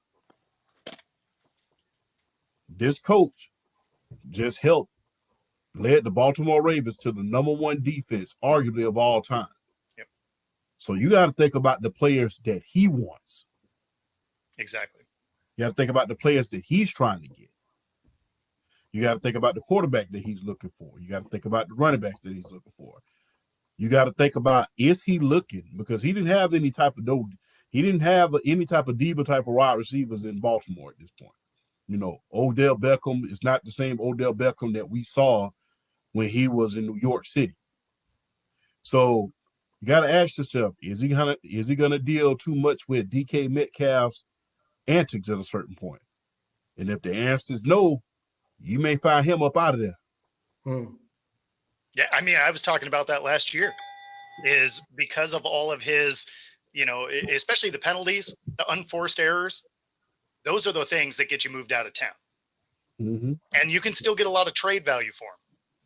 Yeah, I mean, hey, look, second, third, and maybe a fourth. Hey, well, I bring him to Atlanta. Let him play out. Hey, and those some high picks too, boy. Yeah, Let him play. Hey, let him play opposite of Drake London. I mean, hey, let him play opposite of Drake London. You know, you got a wide receiver, you got a tight end there, so they can't key in on you like they do in Seattle. So, hey, Atlanta, second, third, maybe a fourth. Go get on the phone with Seattle and see if you can bring DK to Atlanta. I mean, hey, one of his relatives played for Atlanta. High second. So maybe a fifth with it and call it. You could good probably for DK Metcalf. Because he hit the speed record again this last year. You could probably get somebody to dump a first for him. You could easily, easily. Man, so dope. Seattle Seahawks. We're going to keep an eye on them. We're going to have more conversations about them going forward. And of course, we got our guy, Jay on the MIC. Washington Commanders. We've been waiting to have this conversation. Of course, we've been hitting at a couple moves that they've made in the offseason already, Jay. What you thinking, man? You know what I'm saying? What we think about when we talk about these Commanders, bro? We got no sound, man. Oh no.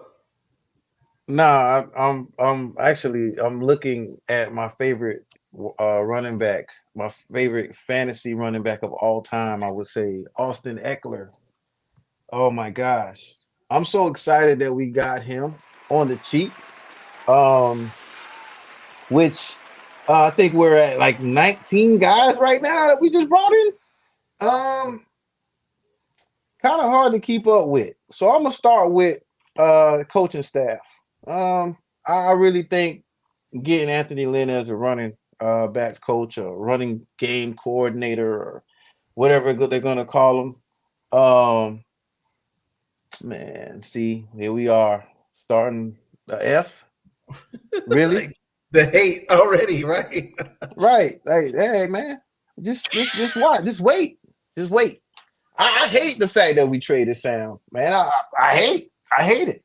But you know, they know who they want. They know who they want to get. We're looking at Jaden Daniels, is what everybody is saying. I want them. I wanted them. I do not want I would rather get Maserati Marv. Give me Marv, and we can lose all season long. We'll get a quarterback sooner or later. We'll get a quarterback that wants to throw the Maserati. But I mean, 19 win. Hopefully next season. Like I see, that's the point, man. Here we are again. Hopefully next season. We just need to change our team name to next season. That's it. You know what I'm saying? Because every year we're happier in the offseason about what we do in the draft or whatever the case may be. And then it all goes down the drain by like week 6, week 7 every year. So, Dan Quinn coming in. I mean, 19 guys. I can't really call it right now, man. I want to at least say we have a quarterback somewhere we need to start from somewhere, a leader. Not Marcus Mariota. Not Marcus Mariota. So I just want to be able to say, hey, this is our quarterback. This is our number one, because I don't know what we're doing right now. Nothing. We went into the offseason with what, 94 million roughly. We signed like 12 guys and we had 68.5 million left. Now, Mr. Peters said, hey, we're not going to spend it all this season. I can't fucking tell. He looks like he's spending it all. 19 guys. I don't know where we're at right now, but again, when we had 12 guys, we were looking at 68.5 million. It's awesome what he's doing, but it has to translate into wins. What I like the most, and I'm going to end it here, is just the fact that we have veteran leadership. We actually have guys that can hold the younger guys accountable. We didn't have that in the past few seasons or so. We had guys like Logan Thomas. I'm sorry, Logan Thomas. Get out of here. I'm glad he's gone. Thank you for your service. We need more of a explosive tight end. We need an explosive offense. We need an explosive defense. We need to be able to stop people. We can't be the worst. We wasted 2 first-round picks, first 2 picks, should I say, on cornerbacks who cannot stop a nosebleed. So, I just hope we go into this draft. I have no true definitive answer of what we're going to do. until after the draft, and it'll make some type of sense. Please, y'all, don't dump on my team. I know we suck, you know. And I'm gonna get something while y'all talk. I'm gonna be listening, but I'm gonna put my hat on that I started last season with, and look how far we came. So y'all go ahead. I'm listening. Right. All right, guys. So we got Bo, we got Undisputed Champ. We got my guy Tanner D. Let me jump in on this. Okay. Yep. Go ahead, bro. Go ahead. All right. So this one is going to be short for me because realistically, this was a rebuild top to bottom, right? All new coaching staff, all new ownership, all new players, right? I'm not expecting them to come out and be great. I'm expecting them to collect pieces they can build around, right? You got Dan Quinn, so we're going to see what it is he can do while building a team, right? Because when he went to a Super Bowl, he didn't necessarily build the team that went, right? He was able to coach the team that went, but he didn't build that team. So we're going to get to see him build this thing and see if he can influence it in a positive way that direction. So this is a wait and see. Are they going to be good this year? Definitely not. But it's not. But I don't think anybody expected him to be. Like, you can't replace every piece of the team and be like, hell yeah, let's go win. Like, that's not how teams get built. So we'll see what they build, but I don't think they're going to be a huge threat this year. All right. Champ and Tanner, you guys' perspectives on what the Washington Commanders will look like this coming season. That's my hat. To be honest with you, I don't know why they wouldn't have got Austin Eckler. I don't know. Like, For me, champ. No. Just for Jay's What are we purpose. I doing? don't understand that. Because the thing is, you already have Brian Robinson. I probably would have burnt the stadium down, man, without him. Brian Robinson is no joke. I mean, That would and, help you the know, field. he could be a factor in the running game and a factor in the passing game. The fact that Eric Bieniemy was just trying to do too much in order to prove that he deserved the head coaching job is not his fault. Brian Robinson is no joke. I mean, he came back off that injury and had one of the best games of his life. So my thing is why they went and disrupted that running back room by bringing in Austin Eckler, who in reality, if you pay attention to this fantasy sports, you think Austin Eckler is good. If you watch the film, he ain't. So my thing is like I said, if you watch fantasy sports, you pay attention to fantasy sports, Austin Eckler is magnificent. But if you look at that tape, then the film don't lie. He is not that magnificent. But I digress. But the thing is, So you're saying he's Kirk Cousins. Wow. this is a rebuild from top to bottom. A new ownership, new everything, new every little thing. But the thing is this. I said it before, I say it again. The quarterback cannot throw on his back. So if you bring in another quarterback in here, what is he going to do? He's going to get sacked a lot. He's going to get hit a lot. You know, you have the receivers. You have some of the receivers that you need in order to do that. You have a running back in Brian Robinson and Austin Eckler, however good he's going to be. But the thing is, where is your O-line? And what's so funny about that, the Washington Commanders, hey, they revolutionized drafting great O-linemen throughout history. The reality is they drafted Trent Williams. They drafted Chris Samuel. They drafted the Hogs. They drafted some of the best offensive linemen we've ever seen throughout NFL history. Joe Jacoby for Hall of Fame. This group hasn't. Champ. They went out and got a couple of Chiefs guys, the best right tackle we've had in the last 3 years. They need to go and get Joe Alt or Olu Fashanu. No. Well, yeah, they do need a left tackle. Okay. You got your guard situated because you got Allegretti that you signed a 3-year deal for, paid the man respectably as he should have for the Chiefs, right? Allegretti, who could start at left guard, center, right guard, and be efficient, exactly what you need, exactly what they need here, right? That's the biggest thing here. I think their O line's okay. Like they do got to go out and draft an O line guy. I agree with you on that. Go get yourself a left tackle, get yourself a right guard or something like that. Ain't that matter of what you need to be. So I'm in for that. Yeah, I think they should really look at, instead of trying to make a quick fix and fill Yeah, the stands, they need to look at offensive line and look at correct. Joe Alt or either Olu Fashanu. Left tackle, a right guard, a center, any of those three, I'm in Yeah. for. I'm in for. Hey, not all of these quarterbacks that we're looking at gonna go in the first round. If you thinking every last one of these guys gonna go in the first round, you've been freebasing harder than I thought you was. So Hey, amen to that. Come bet me. I'll tell you that right now. I'm excited for this team here. They really revamped their defense, which is what I was looking for in the Washington team here, of really going out and getting their defense straight. I think they would did that. I think they could capitalize on the draft to get the depth into play. But what we're looking at now is O-line and receivers. You lost Chris Samuel, right? That's a big receiver for you. Hate it or not, tight end you need to get at as well. So I'm in for the defensive side, the O-line side, and the wide receivers. Give me something in the draft here, and I'm in for the Washington team. They're coming ahead in maybe second or third place in the division.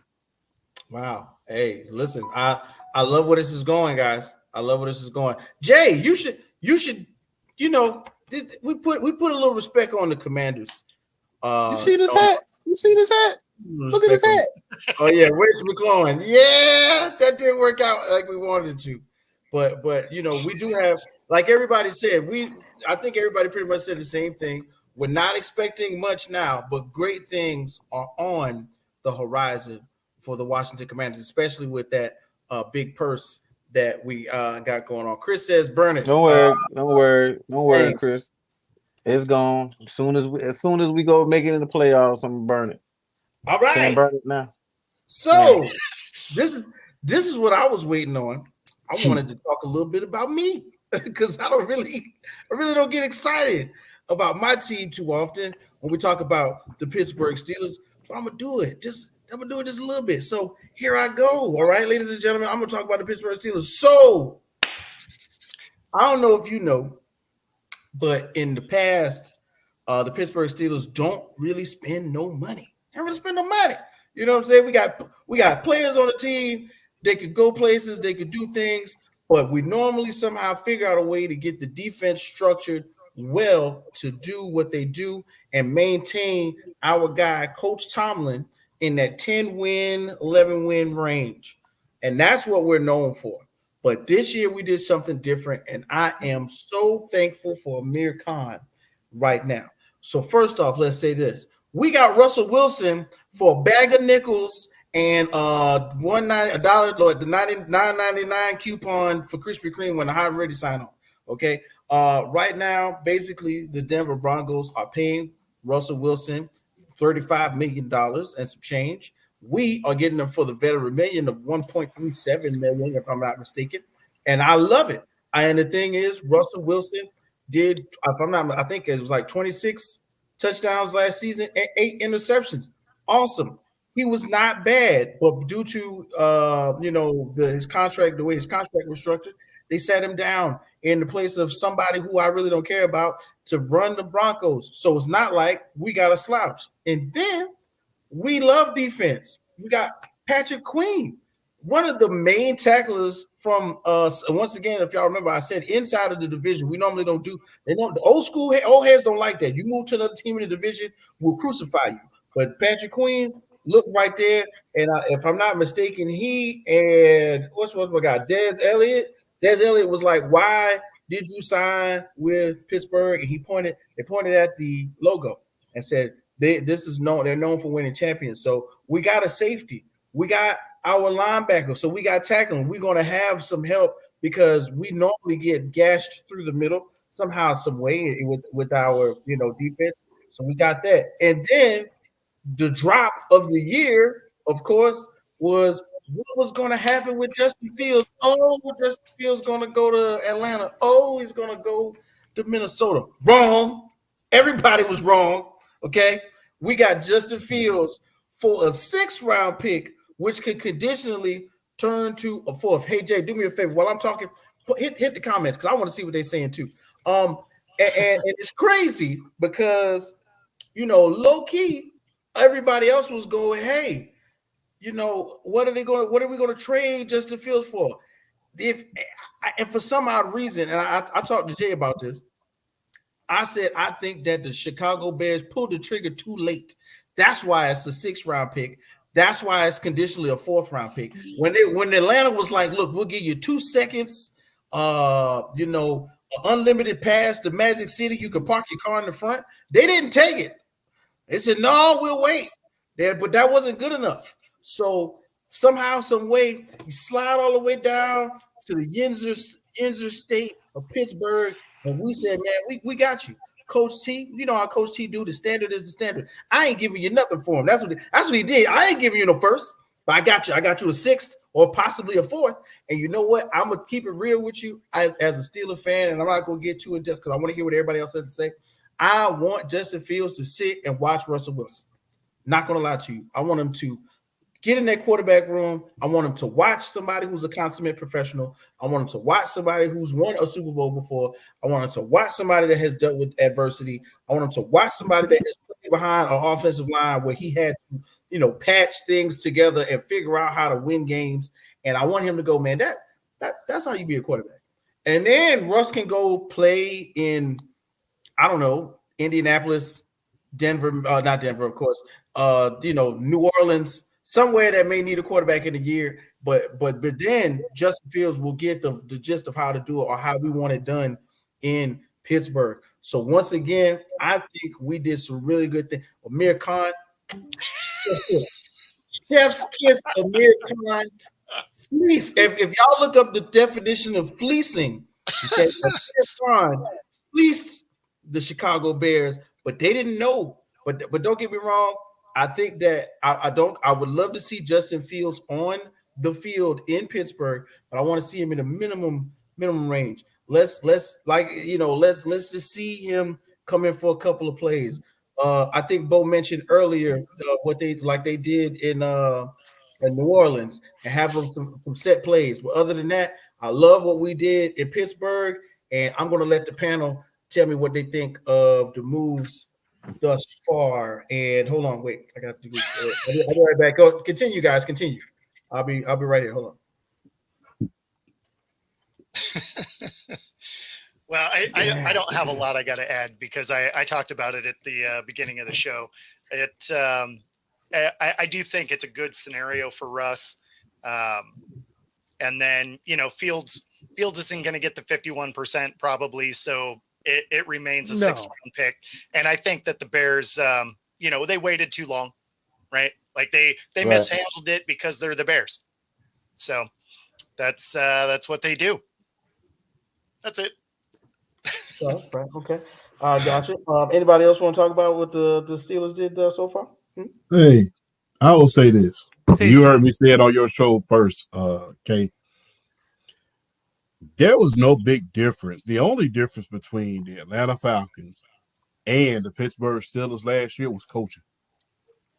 Because they both had terrible quarterback play. They both had good defenses. They both had hella weapons at the skill position. They just didn't have the right trigger person in order to play serviceable ball. And my thing is, with Russ, I think it's going to happen like this. It's going to happen like this. He's going to get them it's going to be a lot of good wins next year. They may even, I can honestly say, because I think Baltimore is going to take a step back. I think that they're going to take this division this year. I don't have a lot of faith in the Browns at this point. I don't have a lot of faith in the Cincinnati Bengals this year. Hey, I think Baltimore, that you lose your defensive coordinator, much like I remember what happened when they lost Rex Ryan that first year. When it happened, they lost Rex Ryan that first year. Defense struggled a little bit. So I think that defense is going to struggle with a new scheme coming in, and plus, hey, it's a big question mark about Derrick Henry. Huge question mark, because thing is, can you get him the ball 300 times again this year? I don't think you can.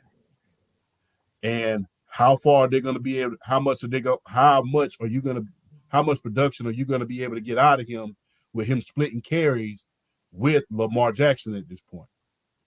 Because hey, for a back like that, a battering ram back like that, you got to at least give him 300 carries. You're not going to get 300 carries in this offense. The Lamar Jackson effect has to be in effect. So my thing is, Pittsburgh, if everything goes right, you have the potential to win the division this year. You have the skill position players. You have the coaching.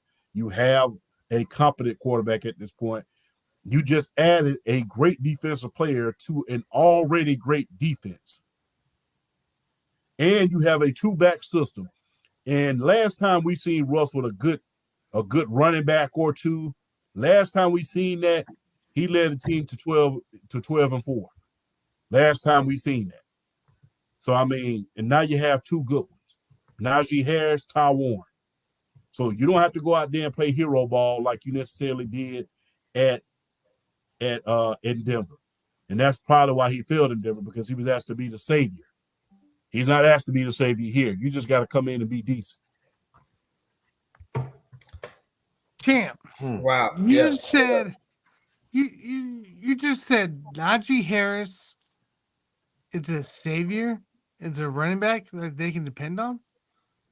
They have a two-back system. They have Ty Warren and Najee Harris. You're not necessarily dependent on one or two of those players in order to carry the team. And Najee Harris has had 1,000 yards every single year. Am I wrong? No, you're right. You're right. Okay. And then you have a great receiver. That can stretch that field of George Pickens. Yeah. Now you lost Deontay I love George Jackson, Pickens. I do love George Pickens. And then guess what? We ain't even talked about that boy from UGA.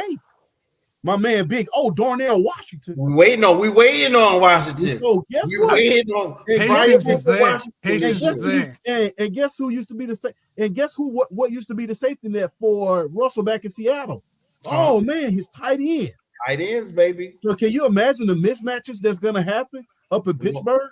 We're going to run that 12 personnel. We're going to have two tight ends on the field. We're going to see Freiermuth in Washington this year. I think they just had to mold Washington last year. Yeah. It was he had a lot of issues off the field. He had a lot of things going on. When Freiermuth got hurt, they brought him in. He caught some passes, but there was flashes in the pan. I thank you, Champ, for bringing that up. And another thing, I think it's fair. I think it's draft fair. good wide receivers. We do draft. You had to drop. You had to get rid of your receiver that was causing all the trouble. Yeah, if you listen, and Pittsburgh is one of those weird places. Like, if you don't want to be there, we can tell.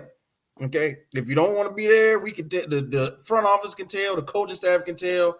Deontay Johnson, although a serviceable wide receiver in the end, he did not want to be there. I don't, and I follow I follow a lot of sources on social media. I heard about Kenny Pickett, and Kenny Pickett, when we was coming back from injury, Mason Rudolph was doing well. He didn't want to be on the back. He didn't want to wait. He didn't want to sit back there. Get him out of there. And listen, I'm an advocate for Kenny Pickett. I want him to do well in Philadelphia in whatever role that he may assume. But whenever he showed the staff, they made him go. You can't do that, bro. You haven't earned that yet. And in Pittsburgh, they bringing in people who are willing to earn it, and I think Justin Fields gonna work for it. Go ahead, guys. We're gonna get this all the way done because we get into that second hour right now. Let me ask you something, and I want to say this, and you can back me up on this because you've been a Pittsburgh fan all your life, and that's right. Yes, sir. I have. Is it just me, or do every time a wide receiver leave Pittsburgh, they're never the same? Never the same. Yes, thick pen. Number one. Antonio Holmes. Martavius Bryant. Plexico. Plexico, he don't count. He wants Antonio Brown. Yeah. Well, he got that. Antonio Brown. No, the same. So people can talk about, he won a Super Bowl. No, he was not the same receiver. Not the same. And in Oakland and in New England that he was when he was in Pittsburgh. In Tampa. But no, what's Mike Wallace. Mike Wallace went into oblivion. Juju I can't think of my guy we drafted, Martavis Bryant. Oblivion. Juju Smith-Schuster. He hasn't been the same since he left. Oblivion. The Who do we closest send to Juju's Chicago? been I can't even think of my man we sent to Chicago. And Chase Claypool. He hasn't been the same. Oblivion. So, my thing is, like I've said this before, when it comes to line, hey, when you think about some of the linebackers that left Pittsburgh, they weren't the same. Remember Kendrell Bell? He was never the same. So, but you don't leave Pittsburgh and get better. The only person I ever saw leave Pittsburgh and get better was Joey Porter when he went to Miami. Yeah. When him and Cameron Wake teamed up, and he had a career year. That's the only person who I ever seen leave Pittsburgh and got better. Everybody else that ever left Pittsburgh, they were never the same. Well, Bo, what you think about Pittsburgh? Yeah. I started off with it, man. Yeah, it's when you disappeared. I know. I ran away. I ran away and came back. My bad. Yeah. No, I didn't have a lot to add because I kind of started the show with it. Yeah, you did. That is correct. Jay, man, you my brother. You can tell me. You can tell me negative things if you want to, Jay. Nah, no negative. I mean, it's just where are we going in this world where we actually are excited about seeing two quarterbacks on the same team? What do you mean two quarterbacks on the same team? Two starting quarterbacks. Are you talking about Justin Fields being an actual starter? Ooh. Because he's not. So. It was the situation that he was thrown into in Chicago. He's not. It was the situation. I hate to bring it to you. It's Russell Wilson's show. Dang. It was what they did in Chicago. It's how they had to do it in Chicago. But right now, no. They bringing the slash days back. They bringing the slash days back. They slash. He slashed. The best thing about that comment. Best thing about the comment is what is the tagline for the Steelers? Here we go. Here we go. Yeah. Exactly. Here we go. Bo's got it right. Bo's got it right. You all right. So. Man, listen, guys, I'm gonna tell you the truth. I want to talk about this more. We could go into everybody. Let's get our last Pittsburgh comments in real quick, and we're gonna wrap it up and tell everybody what we got going on this week. Yep. Hey. When they say they keep saying in the comments, when you have two quarterbacks, you have no quarterback. Let me break something down. This time. Wait a minute. Tell that to the Giants when they won the Super Bowl back in the 90s. Tell that to the Eagles when they won. Tell that to the Eagles when they won. Tell that to the Buffalo Bills when they had Frank Reich. Tell that to the Washington football team back when they had Joe Gibbs there. Because he had several quarterbacks. Tell that to Patrick Mahomes when he had we only had one quarterback. Joe Gibbs had several quarterbacks. Alex Smith and Patrick Mahomes. What? I mean, Smith wasn't around. This does ring true. This does ring true for this year's Giants because they don't have any quarterbacks. Yeah, but the thing is, when you have talented quarterbacks at the helm that can get you over the hump, hey, if one go down, I got another one. And my thing is, Russ is not going to be here forever. This is a prove-it deal. And the question is, can he prove it? Everybody in Pittsburgh right now is pretty much on a prove-it deal, Mike Tomlin included. Yes. So guess what? This is a prove-it deal. My thing is, and guess what? You can say that to Pittsburgh as well. Because the thing is, look how many AFC championships they made with a revolving door of quarterbacks when they had Bill Cowher. Phew, boy. They had a revolving door quarterback. I mean, outside of Neil O'Donnell and Cordell Stewart, I can't tell you how many quarterbacks they had. Shout out to Tommy Machine Gun Maddox. I don't know about that. Shout out to Mike. Outside of those guys, I can't tell you how many quarterbacks that Pittsburgh didn't have, and they just relied on the defense and the running game and got the AFC championships. So, I mean, hey, however much talent you can get at the quarterback position, and this season showed you that you need a lot of talent at the quarterback position because a lot of team seasons was gone.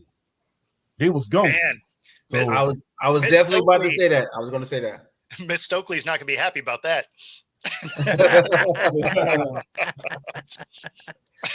Man, listen, guys. I'm gonna tell y'all this, man. I think this was fun. This is why we love doing the show. This is why we love bringing you guys on, our extra analysts. This is why Jay likes to go, man, we need to do a show this week.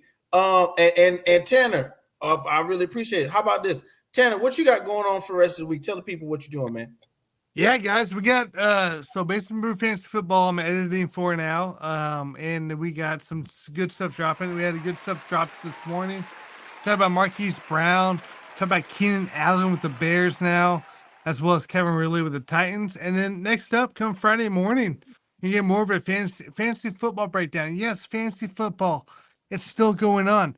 Dynasty leagues, the best ball leagues coming into play. We're gonna talk about Tony Pollard and Joey Mixon. Joe Mixon. I call him Joey Mixon. So back with Houston Texans, as well as Tony Pollard with the Titans. That's right. Yeah. So the great breakdowns coming into play from Basement Brew Fantasy Football. Go follow them. Let's Talk Sports Show. We got stuff great going on here. We just did a bracketology draft on yesterday, and that was phenomenal. We had a blast there. By the way, my Jayhawks are officially out before this tournament even starts. So thanks, McCullers, for being injured the entire time. So great, fabulous, wonderful. So, but outside my Jayhawks, it's gonna be a great tournament. Still, it's gonna be really, really drama fest. Really great matchups coming into play. So, but go check that out on Let's Talk Sparks show last night. But yeah, that's kind of what I got going on. All right. Yeah. So Let's Talk Sports, Basement Brew Fantasy. All right. Make sure everybody checks them out. Champ, more videos. Every time I turn on, it's like 3 of them. What you got going on for the rest of the week, bro? Hey, I bring the heat 3 times a day, 4 times on Sunday, maybe 5 on Saturday. So we gonna do it like that.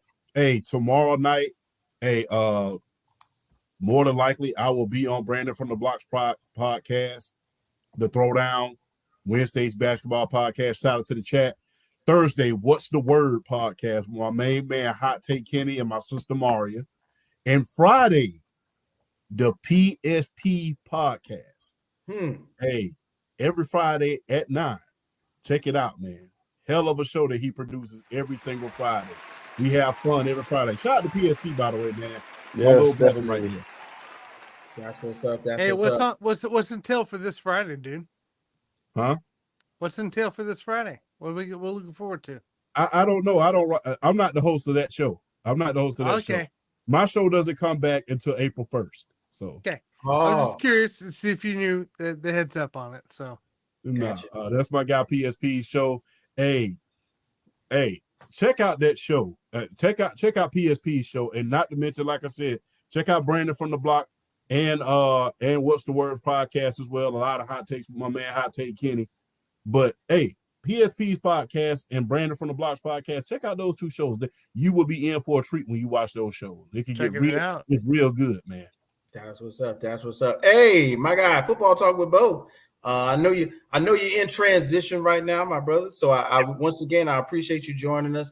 What you got going on for the rest of the week, man? Yeah. So definitely in transition. We're in the middle of moving. So, it's always fun. So for me, let's see, tomorrow morning, 6 a.m. Pacific time, I got the Wednesday wrap up. Obviously you can find me here on Tuesday evenings from time to time on my YouTube channel at Football-Talk, and of course Roku TV 5 days a week.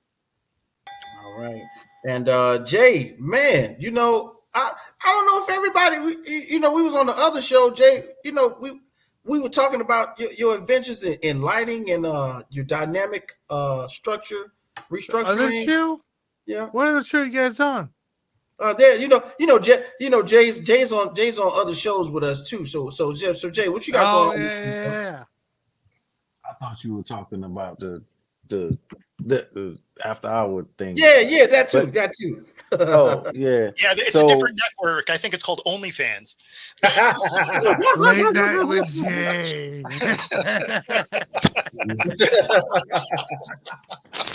So yeah, definitely, man, in the hoop with Whit, a couple of the other guys, Allen, Bobby. Oh man, Bobby! Shout out to Bobby. Yo, we definitely have some great conversations and hopefully, Bobby takes it easy on Trae Young and Ben Simmons. Oh my God! Last time he wished Ben Simmons got pregnant with twins. Yeah. So yeah, that was a bit rough. So yeah, definitely in the hoop Friday nights, with the fellas, host the guys. Other than that, I will be skipping work at the bar at 12 o'clock, 1 o'clock in the afternoon, watching the tournament. Hey, meet me at the furniture store here in the Midwest at 11 o'clock, dude. I don't know where that effect just came from. With I don't know neither. I'm gonna try it again. That was beautiful. Tanner said, "Meet me at the furniture store. It's going down. I don't know how that happened, but let's see what else happens. That's right. Yeah. I like that. And just like Jay said, ladies and gentlemen, Fridays we got In the Hoop. I think we're gonna try to get a bracket show going, talk about some March Madness. We're going to talk some ladies March Madness, NCAA. Jay's still going. We're going to talk NCAA women's. We're going to talk NCAA men, because by Friday, some of the games, some of these brackets will be busted. We're going to see exactly what's going to be happening. Tomorrow, shout out to Bodkins, my man Nick Bodkins, with Head Kicks and Haymakers. We're doing our pound for pound list in the UFC. We're going to be doing that tomorrow. Yeah, what's up, bro? How'd you guys do last week? Man, you know what? Everything worked out. I think we went. I know we got the main straight. Me and Tanner went back and forth on the undercard, and I pretty much got him on the undercard too. So yeah, I'm just checking. Yeah, shout out to everybody who watched UFC 299. So we're excited about UFC 300 coming up, and I got a plethora of boxing news to bring up as well. So man, gentlemen, this was fun. But y'all know what it is. I wish. Do it again, Jay. Do it again. More time. Hey, man. Yo, so, gentlemen, I appreciate everybody coming in here, man. Undisputed World Champ on TikTok. Football Talk with Bo on everything Roku. Tanner D from Let's Talk Sports and Basement Proof Fantasy Football. Jay on the MIC. In your local gentleman's club after 1 o'clock. And me, your boy K Witt, your mama's number one favorite draft pick. We gonna be back, man. I appreciate y'all. Thank y'all for watching the show.